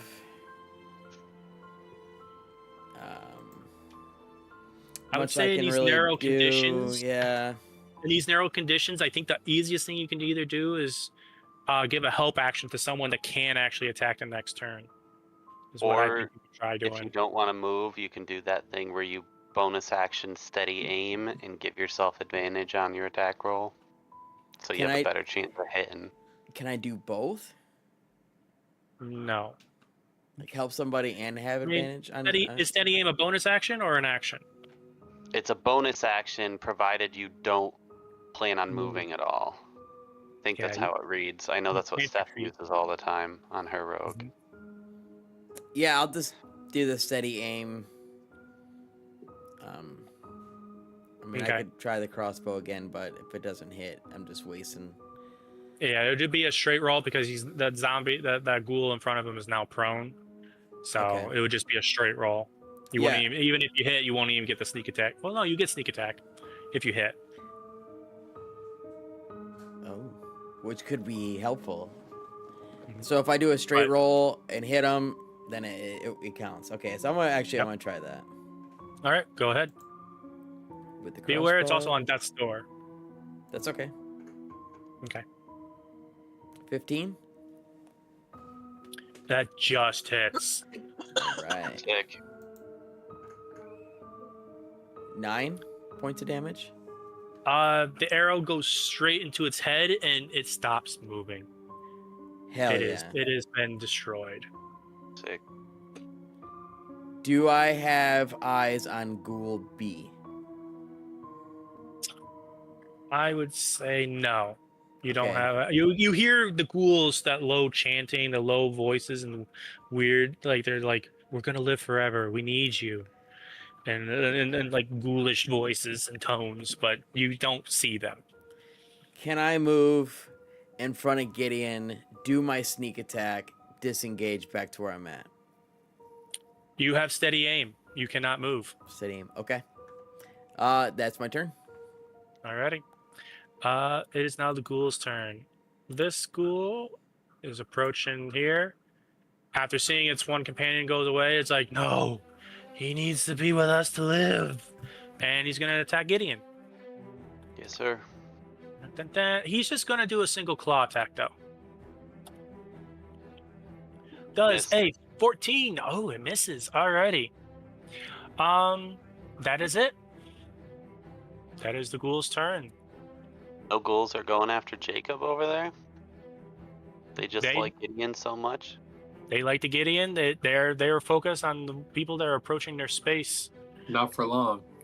Not for long. Oh boy. Grawk coming. Grawk Grawk coming incoming. through. Grawk is honestly, he's kind of ticked off right now. You know, he just busted his ass, feeling a little bit embarrassed. You know, after getting helped out of a hole by a very, very tiny woman. I mean, this is just, I don't know. Grawk's not used to this. Grawk's learning new experiences. Grawk is having some new experiences today. So I think for now, Grawk is going to not be enraged yet, but he's Not raging, going to okay. he's going to pull out his silvered greatsword instead, because he means business now. This is two-handed only business. Okay, so he's pulling out this big greatsword, and he's kind of coming up on the flank of this ghoul that's staring at Gideon, and he's gonna try and bring it down. Go ahead. Give me an attack roll. Okay. Oh, Oh, God. Grawk, bro. Thank God there's a wall in between there's a us. wall in between you, but it's not a range. Nick, how would you do that in your campaigns if they rolled a nat 1 on a melee attack and there's another person nearby? Well, Or is it just archery things? Because archery is a lot easier to no, mess around I with. like having nat ones be brutal. The only reason I wouldn't really consider it in this case is that you had already ruled that Gideon was not in Correct. range of the two on the left and You're right. saying for future things. In the future, I live off nat 20s and nat 1. So if somebody is swinging a big two-handed sword and they nat 1 and they've got an ally that's within their attack range, I would make them do another attack roll, and if it meets the ally's AC, Okay. Or do like a half damage rider onto them or something. All right, so Grawk, I would say on that one, this is a small corridor. You're swinging at this one target, but you didn't realize as you're swinging the sword upright to try to slam down onto it, you hit the ceiling. And in the ceiling, it, not only does it like bites into the dirt of the earth above, there's roots above your head and it gets gnarled into the roots. I would say if you want to use your sword again for the next turn, you might have to try to release it this turn. It is stuck right now. It's stuck right now? It is stuck right now. I'll allow a bonus action from you to try to free it, and I will require you to roll athletics roll for me. So my bonus action is going to be trying to free the sword. Yes, you have to try to free your sword, or you will be unable to use it immediately for next turn. Yeah, that's okay. I'll give it a try. It's you want me to roll athletics? Yes, give me an athletics. And I click the athletics one that's in like that long list, right? Yes, you click the number that says plus whatever. +5 for me. Yeah. God.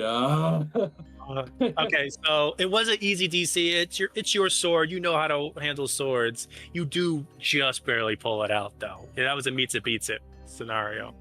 Dude, Grawk is this is tragic for Grawk. He's having an off day. Yep. Alrighty. I do believe that'll be your turn, Grawk. Go ahead, Nicholas. I was just, again, because I'm always looking at everybody's things to try to help them out here. Geni, currently your rage is toggled on, which means you're getting plus to your damage rolls that you shouldn't be having. Is that so? It's on. Does anybody remember if I activated it when we were fighting that knight? It would have ended by this point anyway. If you I don't remember if definitely. it on or I'm not. just trying to remember if I turned it on consciously. I don't think you did. You must have just left it drop down when you were like reading the stuff, but you have to click the text where rage is under your class features and make sure it's set to deactivate. Otherwise, it's giving you pluses to like your damage and your checks. But not rage in my actions. I actually have to go to rage in where? Features and traits. Gotcha. Class features and rage. Okay. And there's a little slider. Okay. And I just clicked the other option. Right? Yeah. The choose. Okay, right. That sucks a little bit. What's the modifier that I've been getting this whole It would time? only be for damage. It was only giving you an additional 2 on your damage rolls. Okay. Which hasn't really. Like come honestly, up. it was against been Rick. super consequential. Yeah, it was one attack, and with Raeliana using that lightning bolt, utterly destroyed that thing. It wouldn't have mattered. Okay, but what I'm trying to know is like, one of my rages is gone, right? I mean, surely I must have turned that on. Yes, you did turn it on, because you turned it on I don't initially. remember hearing him say that he wanted to rage, because the only thing we fought is the suit of armor. Then why was it the on armor? there? It must have been the armor. I killed the armor. I remember. So it just must have been. I mean, I don't remember either exactly, but let's just play it safe. Yeah, just say check that on I here did. too. And that way, even if I didn't, it balances out the fact that I probably got a couple cheeky extra damage points, maybe once or twice. All right, so I can get in actions. Okay. He is such a robot right now. Is everyone else hearing him okay? He was a little robotic. He There. was a little Yeah, robot there. he for a comes sec. back too. He'll come back. Okay. I mean, he Am looks I not a normal now. robot anymore? Am I still? You're not a robot. You're good. Yeah, Okay. you're good now. Right. Alrighty. So, I also have another question. Actually, I've been Yeah. waiting for it to be my turn so I could ask this, and then Nick, you reminded me. So I'm a stone giant. Can somebody explain to me the context under which I use my reactions? Anytime. A reaction. Anytime? So this reaction. whole time? Yeah, I've been so when taking you got damage? hit by that nat 20, you could have used your reaction to roll a d12 plus 3 and reduce the damage by that total. A reaction can be used whenever. And Usually why in do I have... response to something, and it explicitly says when you take damage, take a reaction to roll this and reduce it. That would have been handy. That's my bad. Yeah, well, However, now you know. why do I have 4? Like, why are there 4 slots with You 2 shouldn't. uses? It's bugged out. You should only have 2 because it's based on your proficiency bonus, which will go up as you level. I don't know why it has the entry in twice. You just have the 2 uses for long rest. Okay, cool. That's good to know. Would he get it from the race and then also from his subclass, maybe? Don't have Or is it subclasses, just a only level glitch? 2. That's only Yeah. giant entry. And it doesn't matter because he doesn't have a subclass right now. Yeah, we're only level okay. 2 and nobody has one. Right. Okay. That's all good though. Thank you. Now I know. So Now let you me know. next time I take damage, it'll be so easy to take back down. The reactions definitely take a little getting used to. Brings us to Raeliana. Yes, Raeliana, what would you like to do? You have a pit across you. Yes. How wide is the pit? Just 5 feet. You can jump over the pit, and it'll just take twice the number of feet to move over it. So to get to the other pit, this would be 5, 10, 15.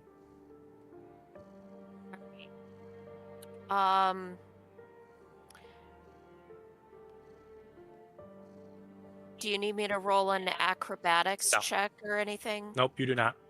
All right, then yes, I would like to jump over it. Okay. I can't move past You anybody. can move through a space, you just can't stay there. Okay. Because it is 5 feet of area you can like slide past. Yeah. What are you trying to do? Trying to see how I can get a good vantage on the ghouls, but it doesn't matter where I move, there's somebody in my way, whether I go back the other way and around, or if I just go forward. Yep. It's a tight space. How high is the ceiling? 10 feet. 10, 15 feet. What are you trying to do? Trying to see if there's a way that I can use one of my spell slots and try and have it just be one where it occupies the space, but I'm thinking of my other character. Yep. Take cards.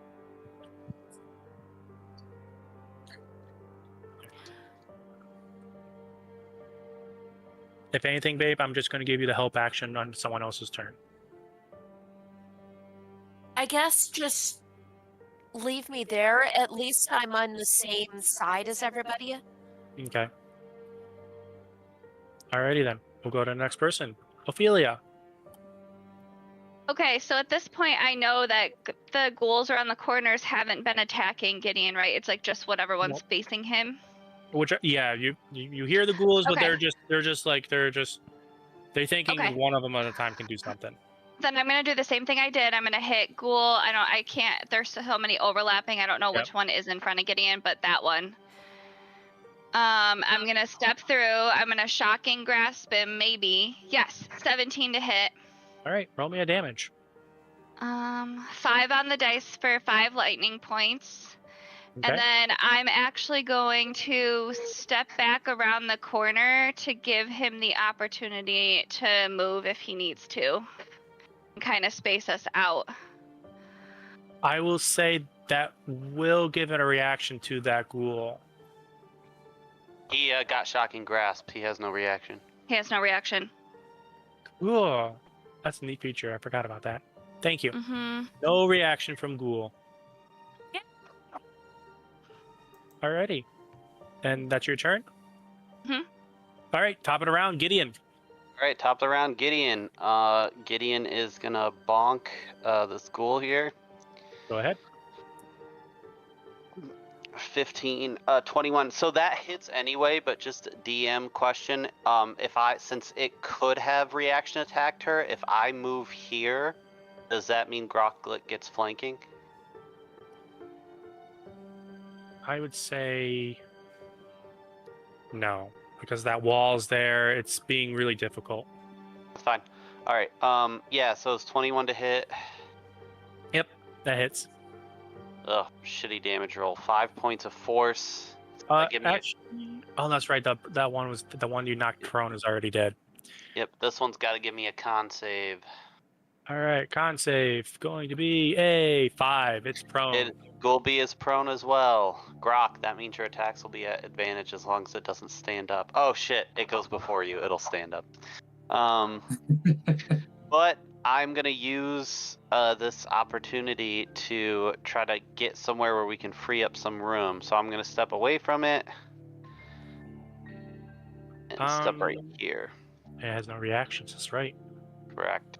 Yep, it won't have reaction until the start of its next turn. So That's it for me. Over Alrighty. to Jakub. Jakub, what would you like to do? I am going, if I can, do it without hitting Grawk. So this is a question for the DM. What you trying to do? I would like to use my breath weapon. He cannot. Breath weapon. He is in the direct path of the breath weapon. Yeah. Brutal. Well, so it says either 15-foot cone or 30-foot line. He's in the line though, from your face. He's in the line and he's in the cone. Could I not? Are we not allowed to occupy same space as our? I would say you're trying to take an action, so the halfling can The go. only reason Samantha could occupy the same space as me is because she's a halfling, Oh, it's so they because have she a is feature. smaller Yeah, than you. yeah. Okay, that is right. Okay. You can move through, but you can't stop in the space to do the attack.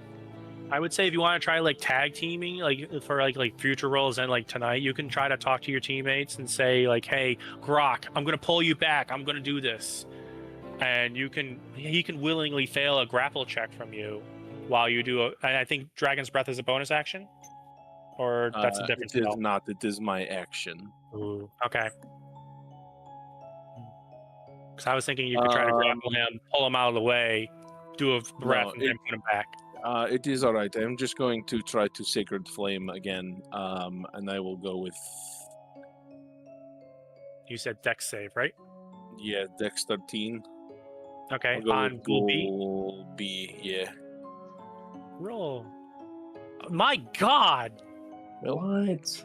Every time these prone freaking ghouls on the ground, they wiggle away. That was another nat 20 from that guy, from a different one. Alrighty, that'll be turn. If they are prone, shouldn't they have disadvantage on dexterity checks? I didn't realize that. Prone. Or am I wrong? Nick, correct me if I am. Yeah, I'm looking at the. It's prone. cover that gives people bonuses to the dexterity checks. There's nothing in the rules that say that being prone does anything against your dex saves. It's only like Because you're not attack dexterous rolls. if you're prone. You're actually like laying right in the path of whatever bad effect is happening. But if you have like 3/4 or half cover, you get like a +2 and a 4 or a 2 and a 5 bonus to dex saves, but not the prone condition, which you can actually check yourself on your sheet. But if you click on conditions and then go down to prone, you can read there that it doesn't give anything special.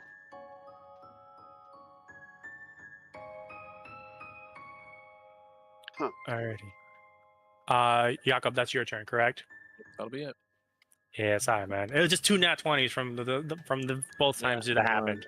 I get it. It's fine. Alrighty, Hootie, your go. All right, I'm gonna move up to the prone ghoul, and I'm going to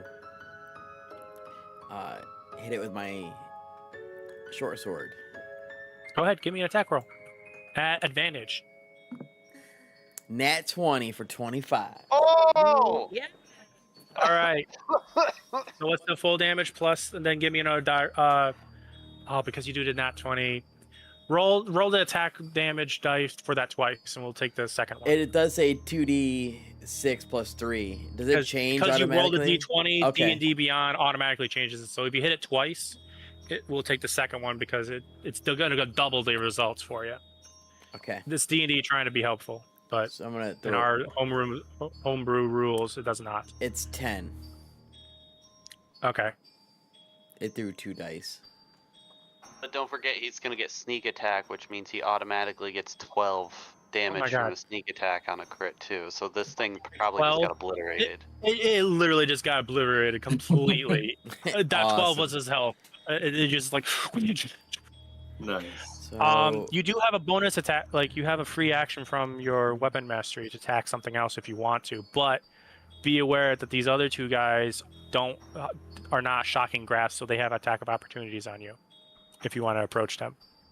Or you could probably do the bonus action disengage too.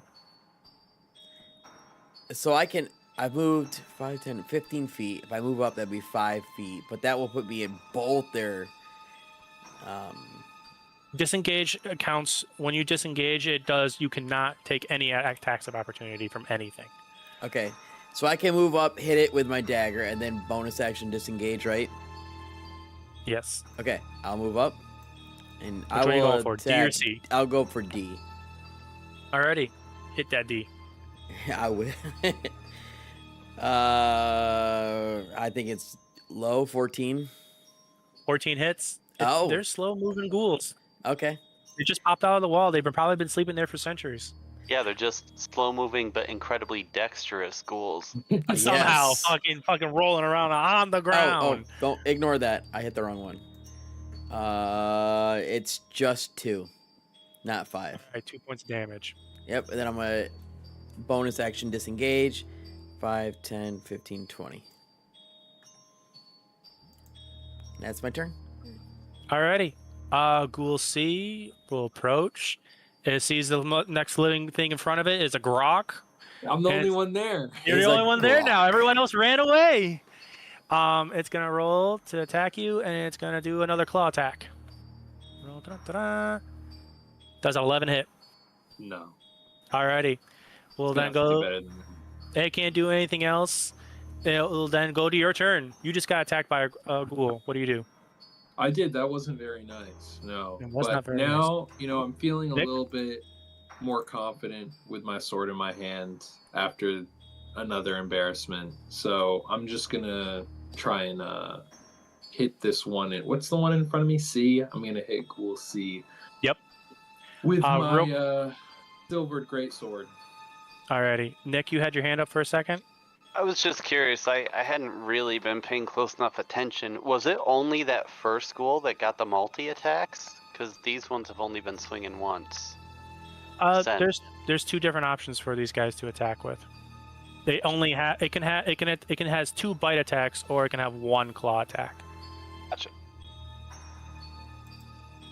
Alrighty. So Grawk, you need to roll an attack roll. Yes. 17. I think that 17 was. hits. Yep. Okay. Give me some Nice. damage rolls. Nice. Okay. 7 damage. 7 points of damage on Ghoul C. Hell yeah. Nice job. And can I move? Can I move after Oh. my? If you move, you probably can take an attack of opportunity. Ghoul C might swing at you if you walk away from it. Gotcha. You'll have a Okay. reaction, yeah. Because this one is Okay, not I'm gonna stay put for now. I feel like I can tank a couple more hits. Alrighty, Raeliana. What do you want to do? Uh, How would would that? I Yeah, go ahead. would I hear that they moved back away from everybody into the other room again? Not really. No. You don't have All I'm clear line hearing of is sight the of them. sound of battle. Yeah, it's just you hear sounds of battle.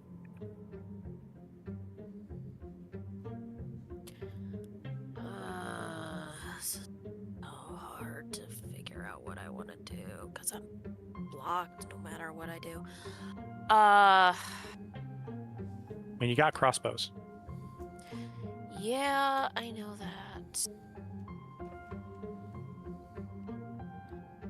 Are you also a rogue? No, Oh, I'm a sorcerer. you have cantrips, don't you? You have ranged cantrips? Yeah, but they don't really do a whole lot of good when there's somebody in front of me and the ceiling is only 10 feet high. You can still shoot past someone. It's just if you rolled on that one, there's a chance you could hit them.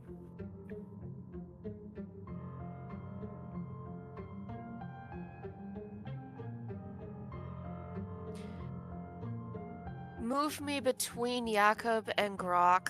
Okay.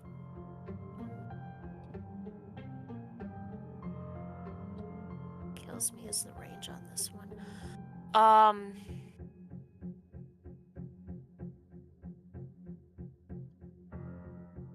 I'm gonna Sorcerer's Burst it.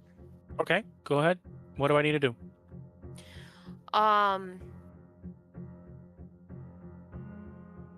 I just need to make a ranged spell attack. All right. Go ahead. Nat 20 for a 25. Jesus. All right. So what's the full amount of damage?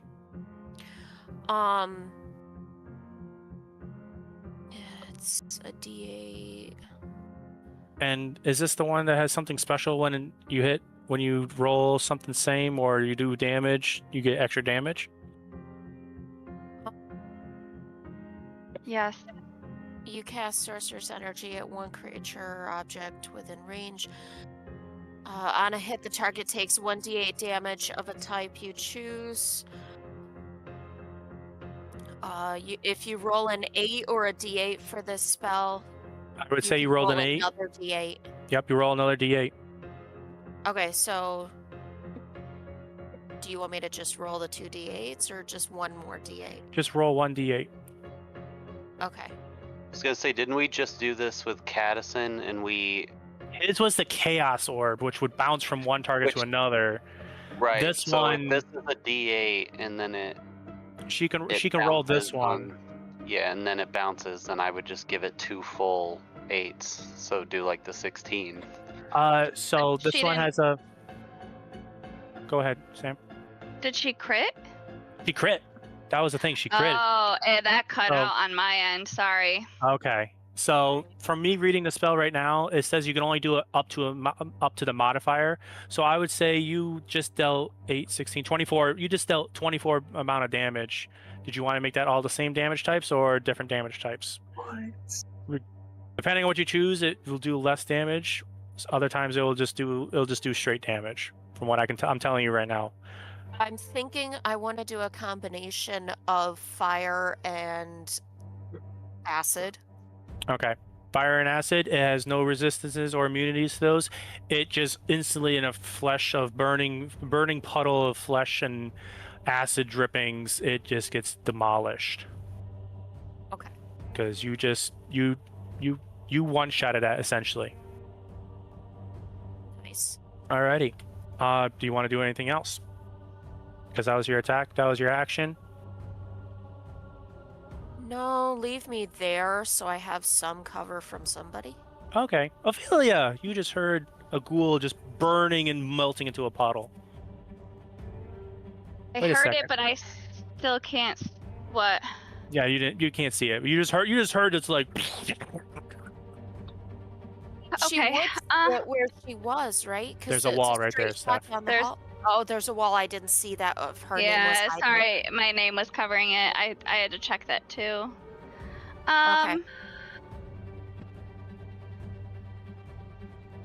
Looking pretty hurt. I am going to just hang out here for a little bit and give myself Blade Ward okay.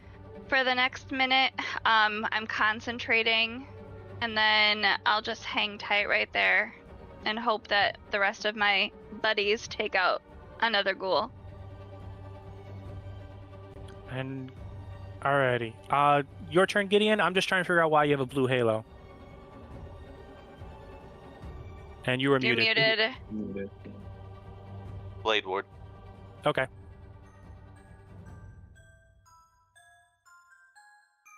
Swing. You swing. Oh, okay. The map just updated. All right. Give me a 25 attack to roll. hit. 25 hits. 8 points of force. 8 points of force damage. Come on. Con save. On save. Da-da-da-da. 14. I do believe that Meets it, passes. beats it. Yep. So Alright, it's up. Then Gideon is going to step down right here, and that's it. Okay. Jakub, your turn.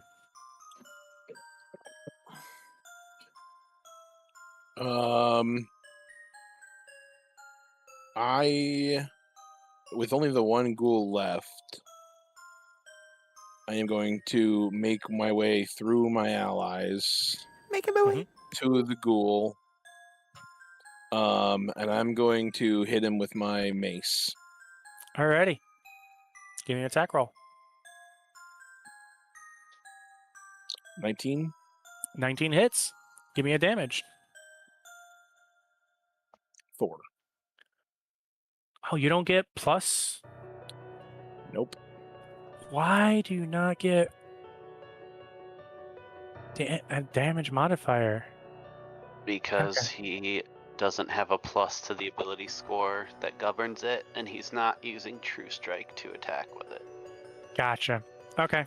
If he did use True Strike to make his attacks like he always should, cough cough Kadison, you would be getting to use your Wisdom modifier on those mace attacks. Now, True Strike is a bonus action, correct? Or no? No, it is an action. You swing with a weapon, and you can use your spellcasting ability for the attack and damage rolls instead of strength and dex. So you would be having +3 to your damage rolls when you swing. You'd also have plus 5 to hit with your mace. Just Did in you the future, Cad, I would never just attack with the mace. Always True Strike attack. Yeah. I would even take time to add a custom action in there. That's what I do, where I have it set to show me the number with my whiz and proficiency. Right. Grawk, I did that with the Barbarian class, just so I wouldn't forget about Rage and Reckless. Yep. Alrighty. Are you staying right there, Jakub? No, I will move back. Actually, I will move. If you move here, they won't get an attack of opportunity. Yeah, I just don't want to be in the way. Yep. All right, Hootie, it is your go. Am I not able to walk by Jakub to get to the ghoul? You can walk through it. You can walk through, but you just can't do actions in that space or end your turn in that space. Oh, okay. So I will 5, 10, 15, 20. I'll swing with my short sword at the ghoul. Go for it. Beware, it's on death's door. Dude, this is my third nat 20. Hell yeah. How do you want to do this? 25. We're not going to do the damage. How do you want to do this? Very nice. I'm going to think about Grawk and the time that he's been having so far for this day. And I know he's been battling some issues. So I'm going to take the ghoul. I'm going to throw him at Grawk and let him do whatever he feels like doing to finish him off. What do you want to do, Grawk? Instinctively, I'm kind of just standing there. I don't expect him to throw that thing at me, but I know I've got my great sword in my hand, and he just like tosses the body in my direction. I'm just gonna like stick my sword out and have it go straight through its face, maybe its mouth, actually. Tasty. The sword just bursts straight through the back of the skull. Alrighty, As so he drops, that is I that. look at Grawk, I give him a high five. Yes, come on. How's everyone doing? Is anyone? And I'm gonna immediately look to see if anybody is bloodied. I'm a little fucked up. Yeah. I've been blood. I am on death's door. Oh, you didn't say that. Yeah, I did. She did. He did. But the other thing was the other player fell down on the ground and almost died. So Is that this was the a little- campaign we were all given 2 healing Nope. no. My healing love, potions. are you able to take care of that or need my assistance? I mean, I can cast Healing Word on myself. Alright. But she hasn't. I'll do that. Okay. I'll I'll roll it. Rollsies. Yeah, Nine. Grawk's Nine. looking pretty. That's not Grawk's bad. looking pretty fucked up, but he's got a bestie that can help him out with that, right? Alrighty. I only have one more use of that spell today. Yeah, I'm just fucking with you. Hey, Grawk, you big bastard, come over here. Oh. Okay, wait, where are you? I'm coming over there. I'm gonna roughly grab the sides of his head, and I'm gonna be like, "Your pain ends now." And I fucking hit you with my forehead. And as soon as I hit him with my forehead, I am going to cast Cure Wounds. Jesus. After that healing encouragement. That's 15 points of healing for you. God damn. That's the second time I've got that. You just exactly to the dot healed the rest of my HP right up to the. I'm good at what I Yeah. do. Me and Jakub, we know just the right spot. That's crazy. You guys have done me so. You both have done me so well tonight. Alrighty. Giggity. Question to the two players with the blade ward up. Are you keeping that up for the rest, or are you going to try to be sneaky? I immediately recast both Blade Ward and Shillelagh. Okay. Yeah, I'm keeping my blade ward up. Squishies. Got it. Not sneaky. Are we going back into our original groups or no? Or are we going to keep Yeah, exploring? I'm sure that was it. We're probably not going to run into anything else. So I think if we want to go back to where we were, y'all heard me scream and yell. So, you know, back to where we were.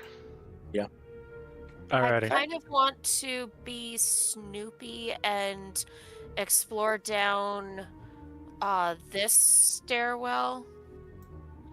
Dun-dun-dun-dun. So on your way back to the other room, you're going to take a peek? Yeah. All right. In this stairwell, you just see this leads into more darkness down further into the earth. Okay, so I'm gonna You look hear at the Hootie. chanting even louder there. Oh. So I'm gonna tell Hootie that I found what could be the source of the chanting that we were hearing, but I don't want to delve any further until everybody else is ready to. So let's go back to the other room and explore that first. All right. Okay, So I'm back cool to- with that. Okay. Can I run going jump over to- this? Run and jump. Run and jump.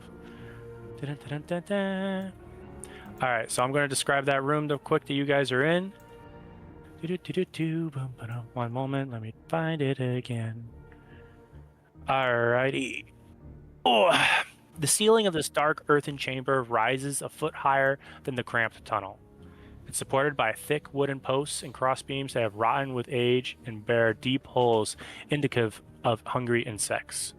Here, a lonely well stands at the center of the room, surrounded by three sides by smaller alcove-like chambers that have been carved into the walls.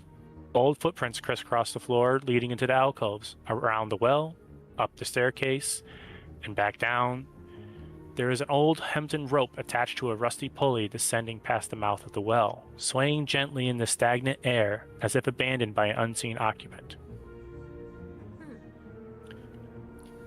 In these four rooms, because the one is open,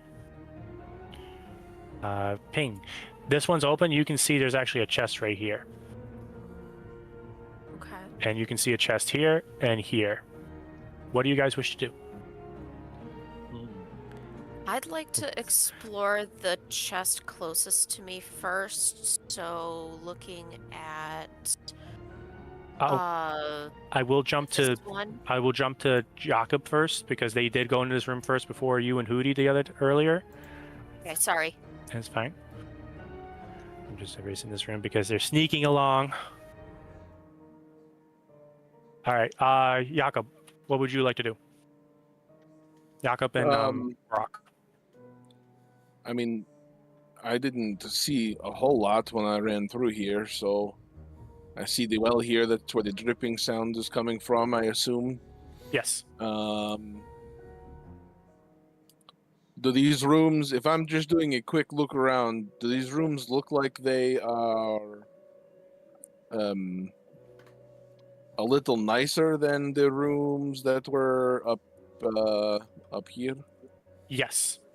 These beds are actually on little stilts.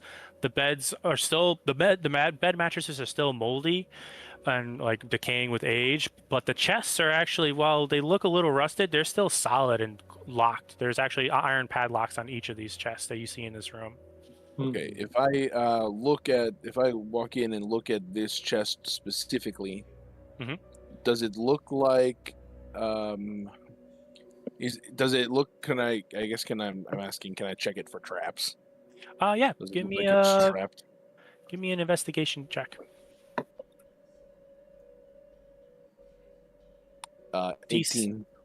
18. Yeah. As far as you can tell, and I was thinking you would look at more than just one chest, but this is the one you actually approach. You see no kind of traps on these at all, but you do see that the lock is still solid. You tug on it, like you give it a quick tug, and it is locked. Can I take the head of my mace and place it on there and hit it as hard as I can on the on one of the edges of the lock to see if I can pop it free? Yes. Give me a strength check just give me a straight strength check. DC will be a 15. I rolled exactly a 15.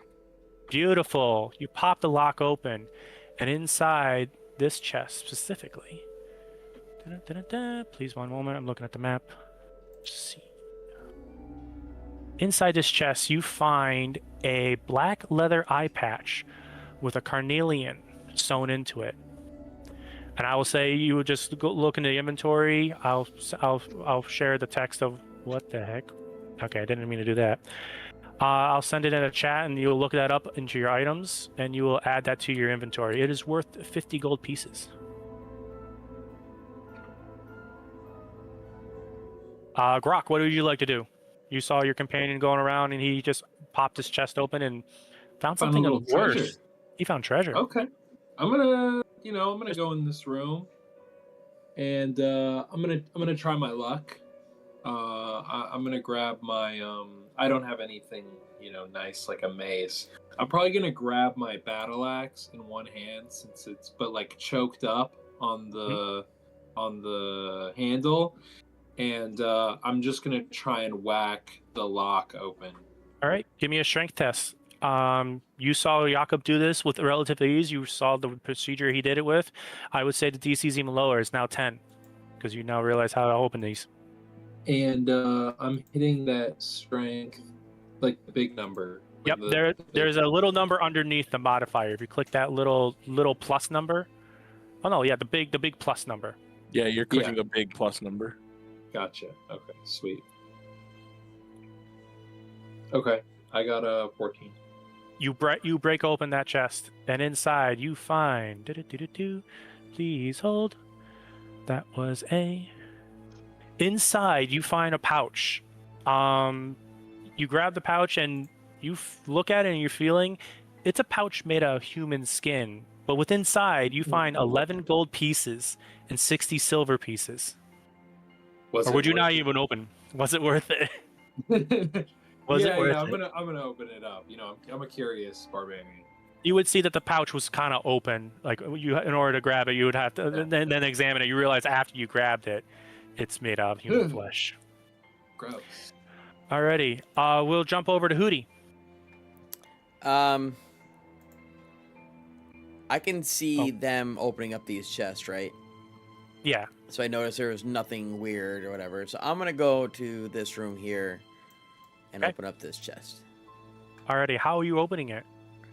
Because there's an iron padlock on it. They were using their brute force strength and smacking it open. Can I smack it with my sword? You can. It'll be a strength test. I would say you've been seeing the others. It's a DC of 10. So I would do it with my athletics. Go ahead, Nick, for a just second. Straight strength. DM question: did you allow the rogue to start with these tools? Probably. yeah. I would hope so. Yeah, it should be a part of the starter class thing. That's why I was a little confused why the rogue was trying to brute force open his chest, but I need to remember this new thing. Yep. I will use I would say with the thieves' tools on your person, you have an advantage to do a what check? Sleight of hand check. Deck. You would have an advantage rolling a sleight of hand check because you're just trying to pick the lock on this instead of brute forcing it open. Craig, are you just running with that because you don't recall the actual rules for these tools or toolkits? I don't recall. That is correct. I didn't recall what the rules so for if these you're were. proficient with them, you get to add your proficiency bonus to the ability checks you make to open locks. Oh, Jesus Christ! And So I he, think as a rogue, he should have the proficiency with thieves' tools. you get a plus 10.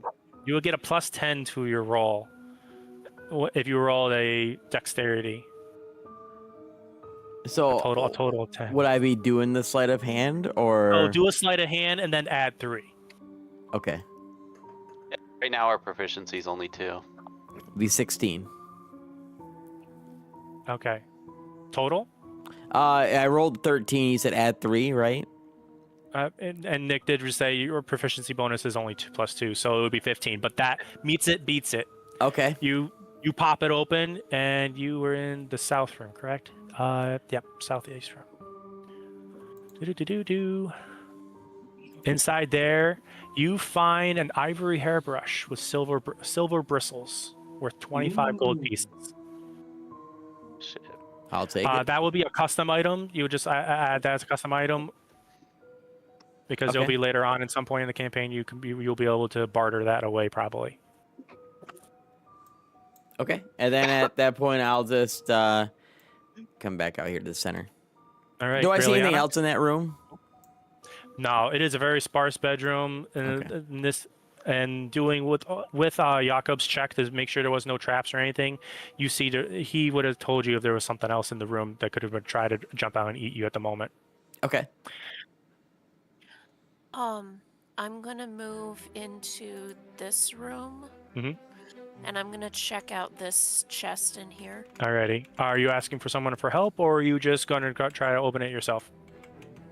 Because you're not a strong person or a rogue, so. I'm just reading something real quick.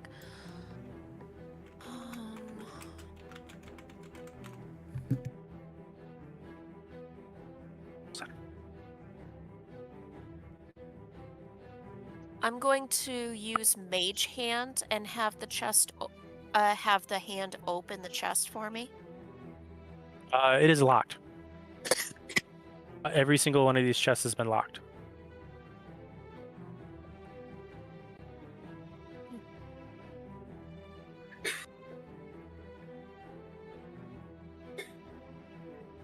Do you need water? Yeah. Okay.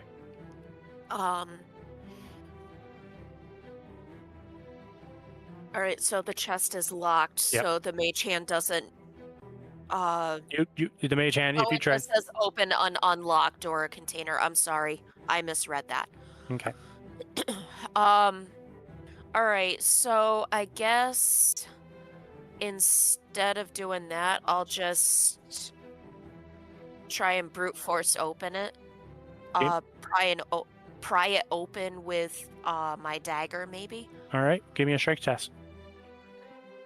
Strength check. Just a straight. Straight strength. Okay. Where is strength?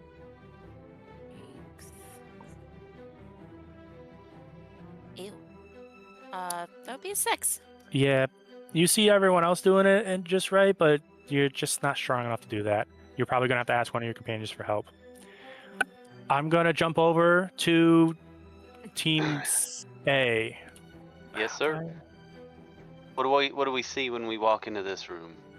It's the dark room, it's the Dark Lord's room. Please hold. A So, lot of scrolling. yes, there's a lot of scrolling, there's a lot of notes. This quiet room contains a wooden table flanked by 2 high-backed chairs holding a clay jug and 2 flagons. Above the table, suspended, is an unlit cast iron chandelier. Iron candlesticks stand in the 2 corners of the chamber, their candles long since melted away. A short corridor to the left of the room leads to a darkened chamber beyond. And you see the other room There is a doorway where that little M is. All right. That is currently closed. What is that? So that's a door, you said? Yep, that's another door leading to who knows where. This leads you standing right there. You see it leads into a darkened room, and it looks like a bedroom. Just an empty bedroom. There's nobody sleeping here. There's no one sleeping there. I can read the description for the room real quick. This room contains a large wood-framed bed, the feather mattress rotted by years of disuse. An old wooden wardrobe carved with demonic faces stands against the wall to the left, and a faded wooden footlocker stands quietly at the foot of the bed. The room is suffused with a familiar stench of death, but far stronger and mixing with a noxious scent that fills your lungs with every breath. All right. What about this wardrobe? Does it look like there's anything in it? Give me a perception check. DC 12. I can do that for you. 15. You notice the stench of death comes from this drawer. From this footlocker. The The footlocker or footlocker. the wardrobe? Oh, I thought he said the wardrobe. Yeah. Oh, You you're did say saying the the wardrobe. footlocker at the bottom of the bed smells like death? Yeah, I would say with you walking there, the footlocker smells like death.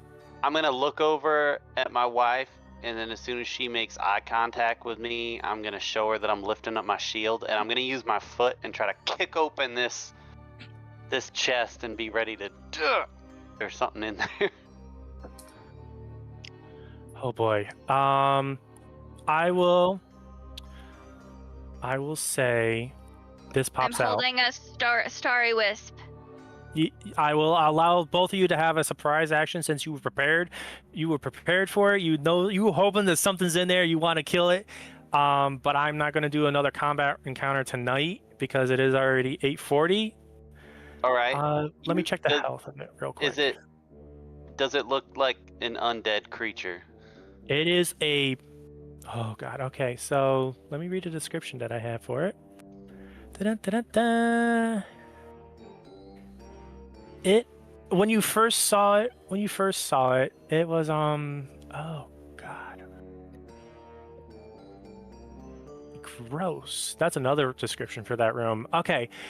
When you first lifted up the lid, it looked like this folded like a cloth or something, but then like that half a second after that lid flips open, you see on top there's like a face laying on top of it. It opens its eyes and it just goes and jumps and it like springs like a coiled spring coming right at you, Gideon. And it is folded flesh upon flesh upon flesh. You actually can recognize from the face of this is the skin. This is the entire skin of the Lord of the Manor. Oh, And I love it. You said I get a surprise attack? yes, both you and Ophelia will get a surprise attack on it. Can I do that right now? Sure, go ahead. Let's see if you guys. I'll let that happen, and then we'll just start with combat I wanted to do initiative for one that. thing all night. Okay, So is that advantage because it's a surprise? I would just say you have a attack round before the initiative round will go again. You know, that's like the new rules just say you just get a bonus round. You actually like you made the preparation like, hey, something's weird with this. I would say you have advantage. You would have advantage. Okay. Well, You're then hoping Gideon something's and going to come out and jump at you. I was Gideon- going to say, I think Nick and I both have been sticking with the old rules for Yeah, Okay. for surprise. rounds. It always feels better that way. But either way, the first one was an 18 to hit. Okay. Well, no, I'm saying advantage. I'm saying advantage. So 19. 19. Yep, 19 hit. hits it. Yep, 19 will definitely hit it. All right. So as soon as this thing pops up, I think it is absolutely terrifying. You say I recognize it as the skin of the master of the house, so I immediately assume this is a big threat. And my wife is right next to me, so I come down on it with this quarterstaff. Mhm. That's 10 points of force damage, but as soon as it connects, I blink and I open my eyes, and they are a glowing like reddish yellow as I use my bonus action to pump a divine smite into this. Go ahead. or another 6 points on top of that. Is this a fiend or an undead? This is an undead. Which means I get an additional die.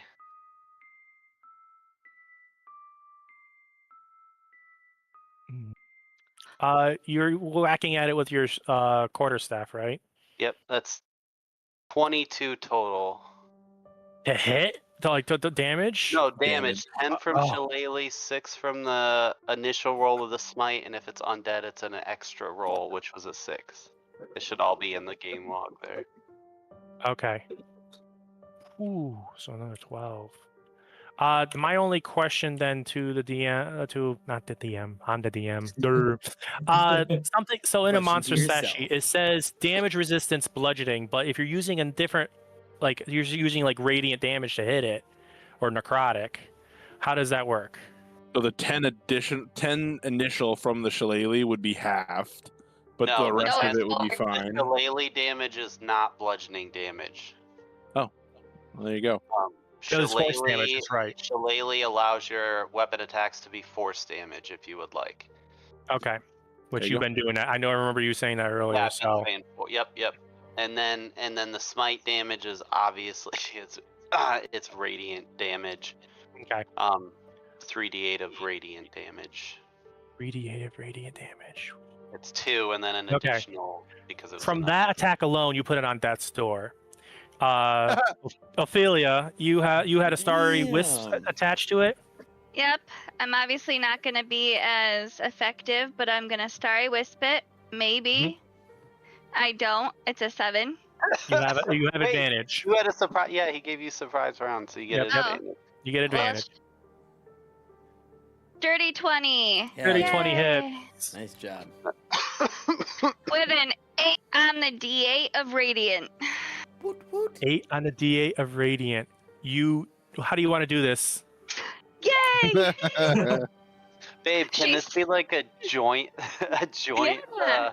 execution? I told everyone that I like came down and I slapped it and it like pumps through and I roll the quarterstaff to its shoulder and spin it towards her just as you Pump more radiant damage into it. My tiny little starry mote just right into its face.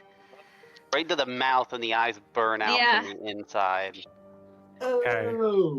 All right. So without even rolling in for initiative for encounter, you just guys cleared that. We still have time. Do we want to have time to discuss tonight's session, or do we want to keep playing? Was there anything in my chest or the bed? Oh yes, there's still stuff in there. Your No, perfect. heart. As long as there's not another fight, we've got 10 to 15 minutes left. But Okay.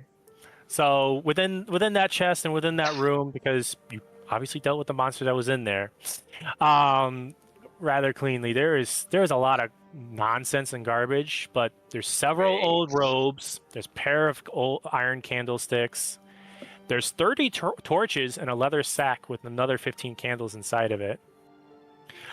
You also find that not only did the smell come from the flesh skin coming after you guys, there was also a half-eaten liver and gnawed intestines lying inside the robes inside that foot locker that this skinless thing was eating. You also find... No, that's it. oh, we picked the junk room, babe. You got the junk room. Oh, I like Actu- candles. What girl doesn't? candles. Give me an investigation, not a perception check to see something about the candles. Ooh. Me? Yes, you. Sick. You said You are- perception? Yep, you are the spellcaster-esque of anyone that, of the two. That's a 9. You only see these as candles. I would say when you add these candles to your inventory, just put a question mark next to them. Okay. Candles? They're candles, but there's something weird about them. You don't know what though, besides smelling like done dead flesh. How All many right. did I take? There's total in the room was 15 that were inside not- that sack. I'm gonna take like 3. You're just gonna take 3 candles. Yep. Okay. Alrighty. We're gonna jump back to the other group. There is 2 chests left unopened. Do you guys wish to take time to help each other and try to pop them open? I want to Okay. pop them up. You want to all pop them open? Oh gosh. All right. Are you guys gonna fight to see who pops what open? Nope. No. I'll go help Raeliana. Okay. Yeah, I'm gonna turn and be like, I need a hand over here. All right, Hootie, you open. You would actually. You don't even need to do another check. You open this. You already know how to open the one. You know that these are all the same locks. You open it automatically. Okay. So, in chest E. Please hold. I'm trying to find where I left it. No! Forgive me. There was a specific loot table for this one. Chest E. All right. Inside, you find a book bound in grimy black leather. This journal, which is signed by Drasha, contains a list of names and physical descriptions associated with each of these names. Every entry includes a gruesome detail describing the victim's sacrifice, such as he struggled profusely, no sedatives were given, arm was lopped off, and all of these entries end with the phrase "fed to Walter." Did you just say fed to Walter? Yes, As in he ate them? it says "fed to Walter." Does Alright. it say how they were fed? No, it just says Drasha only recorded "fed to Walter." Huh. Alrighty. For Jakub and Grawk, you open that chest and you find 3 moss agates, each of them worth 10 gold pieces, inside a folded piece of black cloth. So 30 gold pieces to be split among you in 10. You got those, Jakub. You can have them. Thank you. I appreciate. Do you need me to share what it's spelled like? Now I got it. Okay, perfect. So, Alrighty. we open up the chest, and I look over at Jakub and Grawk, and I say, hey, guys, just so you know, we did come across another set of stairs just down the hallway where we're battling those things that we killed. It goes down to another level. So I wanted to pass that information to them. The other 2 do not know about that as far as we know. That journal, what was it called? It was just a journal. It's not even a real item. It's just a story lore item. Oh, It would be part of your notes, or you could actually have it as an item if you want to add it as a custom item. You could just say you can add just a book or any other random books that doesn't say legacy on it. You can just add that, and then in the customize, you can change it so it says book found in basement, death house basement. Is there And if you want, anything fancy about this well? Sorry. you look inside the well and you don't see anything. It's just a well. Okay. Do you want to try doing something with it, or because you did notice when you first entered this room, it looked like the rope was swinging, with like if someone just touched it and nothing else happened. Can I roll up? Is there like a little thing that rolls up the rope? Yep. You start cranking it, and it's just, and it's just a bucket on the end. It looks like the bucket though is like it has some teeth mark on it, but that's about it. And it's empty? It's Or full empty. of water? Okay.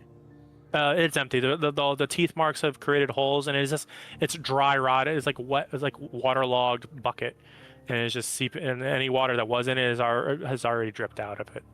It was not in the water to start when you pulled it up. Okay. Alrighty. I would say you guys only had those 2 things. Is there anything the 4 of you would like to do? Do you want to meet up with the rest of the group or go someplace else? Yeah, I would think at this point we need to get over to the rest of them. yeah. This could be Say a we good meet place to take a rest if anybody needed it too. Meanwhile, Gideon's still tossed in this fucking room because I recognize this as being the head of the household, so I have to imagine there's like a key or some fucking something in here. Give me I toss a- the bed, I flip the chest. Give me an investigation check again.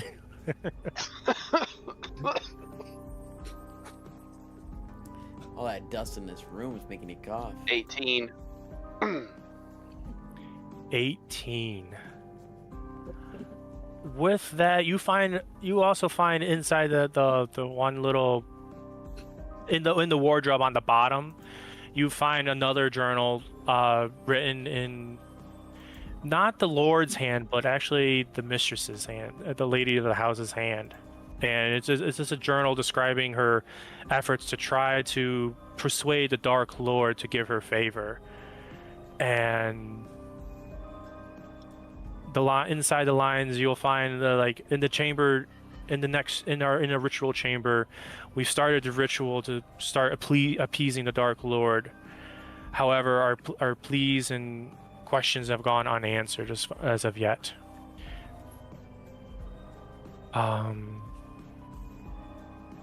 Inside, you also know that there's a few lines mentioning the beast further down into the basement, as it still consumes all sacrifices presented to it, no matter size, quantity, age. All right. Well, Gideon is pissed, but feels pretty confident he's tossed this room, so he's gonna tell Ophelia that we gotta keep on keeping on. Do you take the other candles, or Nope, I only take 3. he only takes 3? I have like pouches attached to me, so I only take a couple. Okay, they were in a sack to begin with, a regular plain sack. I'll take the sack with the rest of them. Okay, add 13 candles with a question mark. All right, I did know earlier you guys did say you wanted to meet up back in the room with the Grawk. Yeah, I didn't know if this was a good place to rest with all these beds here. Don't we have a time limit though? Yeah, we might be able to rest for an hour, but nobody's getting a long rest. You'll notice, even down here, you hear the bell, the grandfather clock upstairs tolling, and the last time you heard it, you heard an hour, and you heard it about 10 minutes. About 10 minutes ago, you heard it ring an hour, 2 hours. Bleh. When you first entered the basement, it was 2 hours to midnight. After doing all this exploring, it's only been around 30 minutes. Yeah, I mean, we did say we'd all meet up there. There's still some areas we haven't gone, but we can reevaluate in the Grawk room. The Grawk room? Yeah, in the Grawk room. And I'll say, yeah, I mean, we can attempt to maybe hunker down for an hour, but we don't know how much farther we have to go, and we don't know what happens when that clock runs out of time. When the clock strikes midnight. So waiting another hour is putting us at a photo finish to be able to keep exploring and figure out a way out of this fucking place. We could already be out of time. Like, I don't even know. That's true. Maybe we should just push. We should just push forward.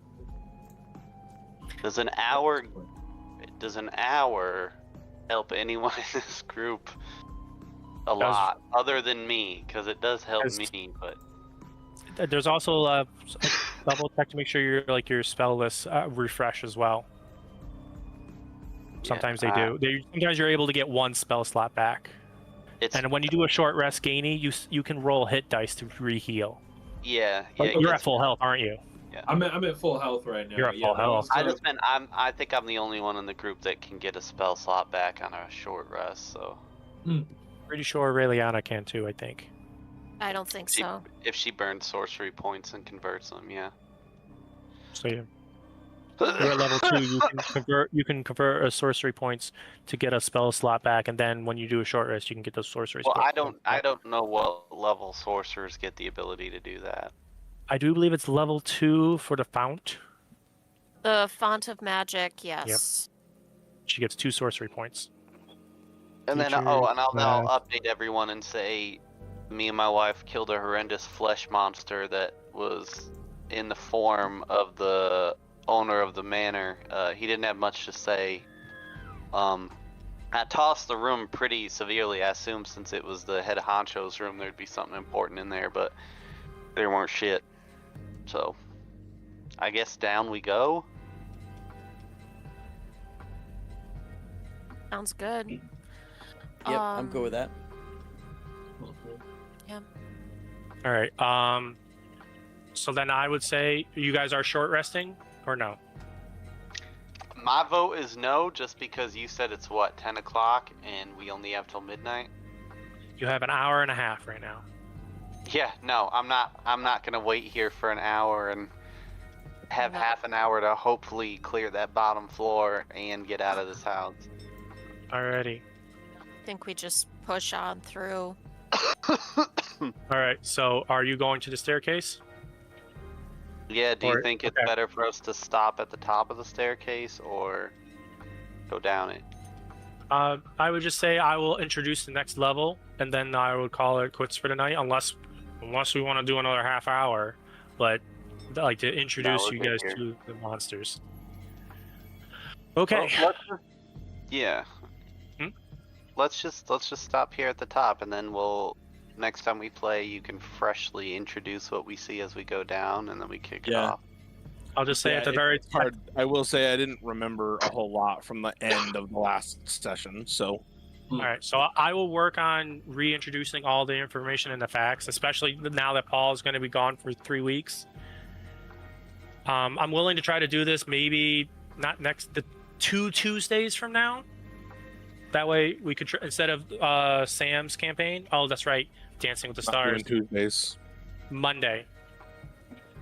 Are we available the Monday of the 3rd?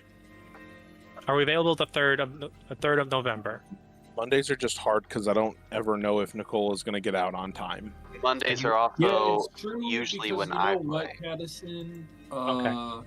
Nicole and I are doing a project on Mondays now that is it's intensive and it might run over, but I don't know because I did it today with somebody else with Ellen and we started really late and we finished before 5. I was out at the normal time, so it might not really affect anything. But either it's way, Mondays are usually when our home game Yeah. is here, so Mondays are usually not good. I So was wait, gonna are say- we not doing this next Thursday?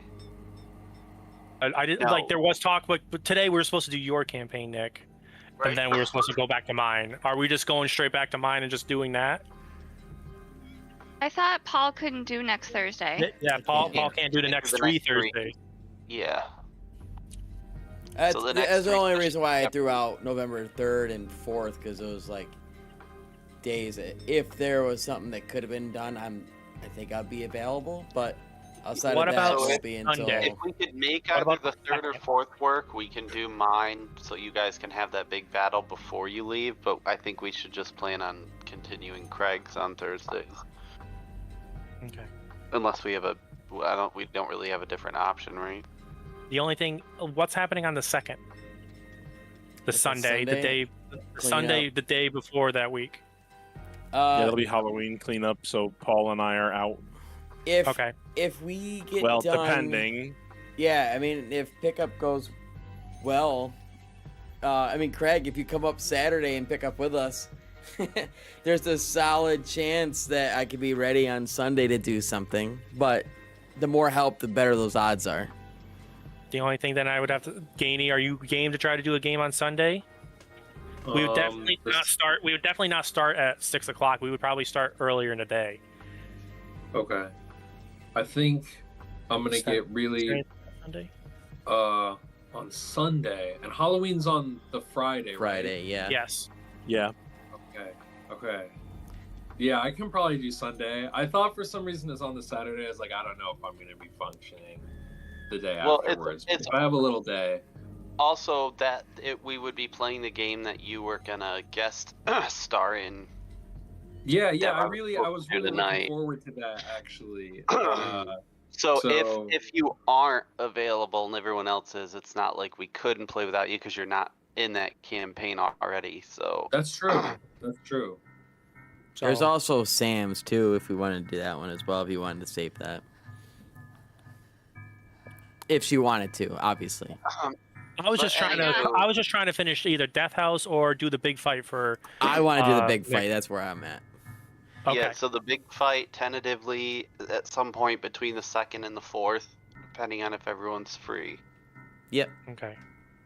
And you guys obviously, I guess Kadison is out as well on Thursday.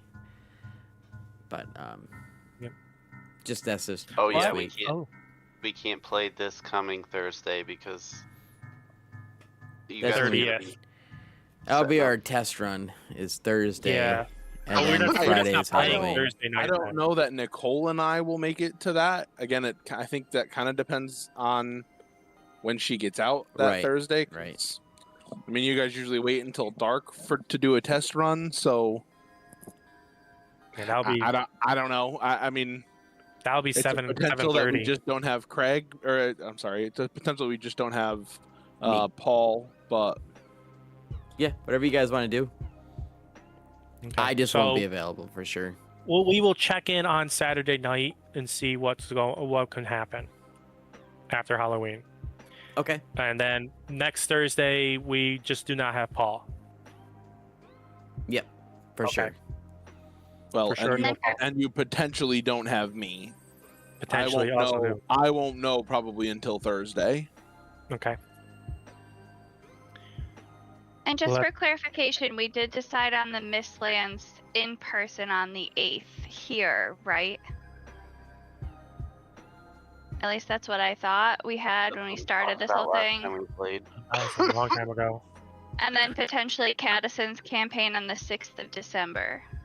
Yeah, Yep. that I had down as a definite. I think Craig and Steph had to double check on the 8th, but I'm not 100% sure on that. Anything on the 8th of November? I just need to double check. I I gotta jump off here and take my dog out, guys. Alrighty. forgot about it. Talk to you later. We'll yeah. Have a talk good more night. so Hope we you can feel kind of better. figure out scheduling and everything. I'm gonna Yeah, drop out. definitely feel too. better. See you, Alright. Gainey. It was Good job really fun. tonight. Bye, guys. One way or another, we'll Good talk night, more. Sam. Yeah, bye. Good night, guys. See you guys. See ya. Bye bye. Oh, you're still streaming, aren't you? Oh yeah.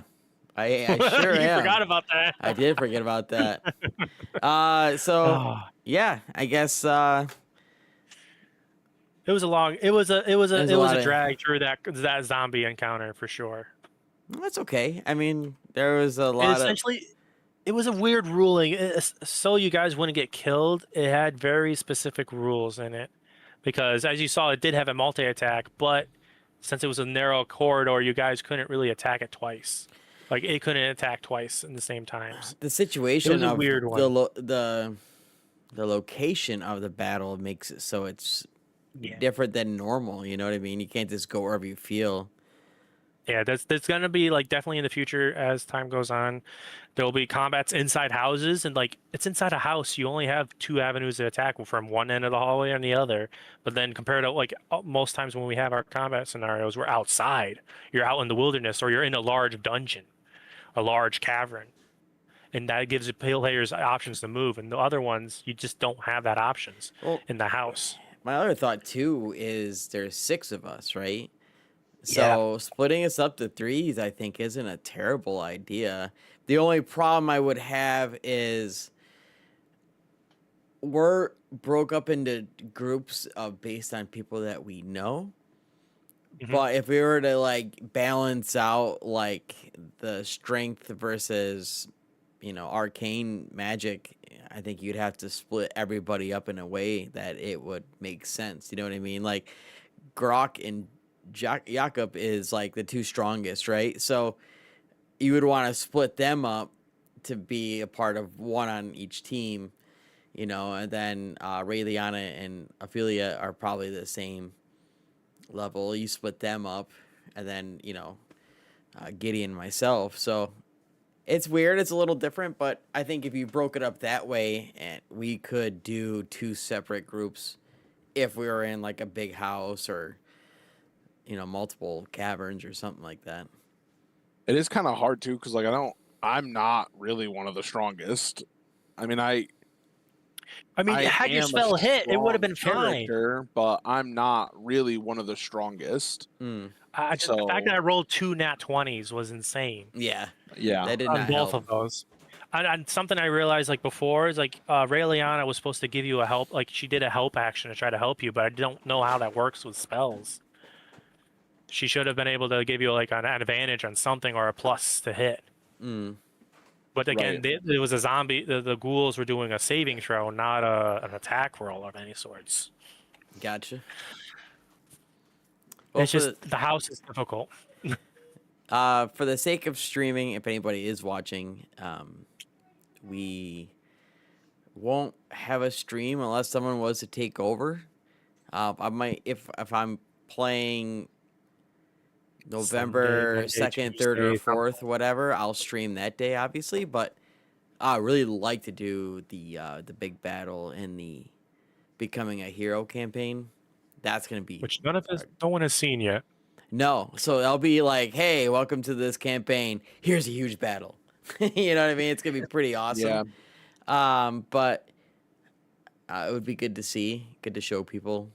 And I know it looks like we do have like 5 people watching right now. I don't know who all is watching, but it that is a really fun campaign. Although it is a possibility that big fight is kind of like sort of the beginning of the end. Mm-hmm. So it's a potential that we don't pick that campaign up for a couple of months. Yeah, because essentially it was like the weekly campaign that Nick wanted to do, so that way we could still play D&D even though we weren't meeting up monthly for a little while. What I would do is I would tell Nick, like, hey, real short recap from start to finish, like how do we end up here, you know, and what is this about, and he could do that real quick, you know, make a couple minutes and tell the story, so it kind of shows our adventure leading to this battle, and then obviously we'll see how long the battle takes and go from there. Yeah. Alrighty. But Well, again, I am if it's on exhausted and sweaty.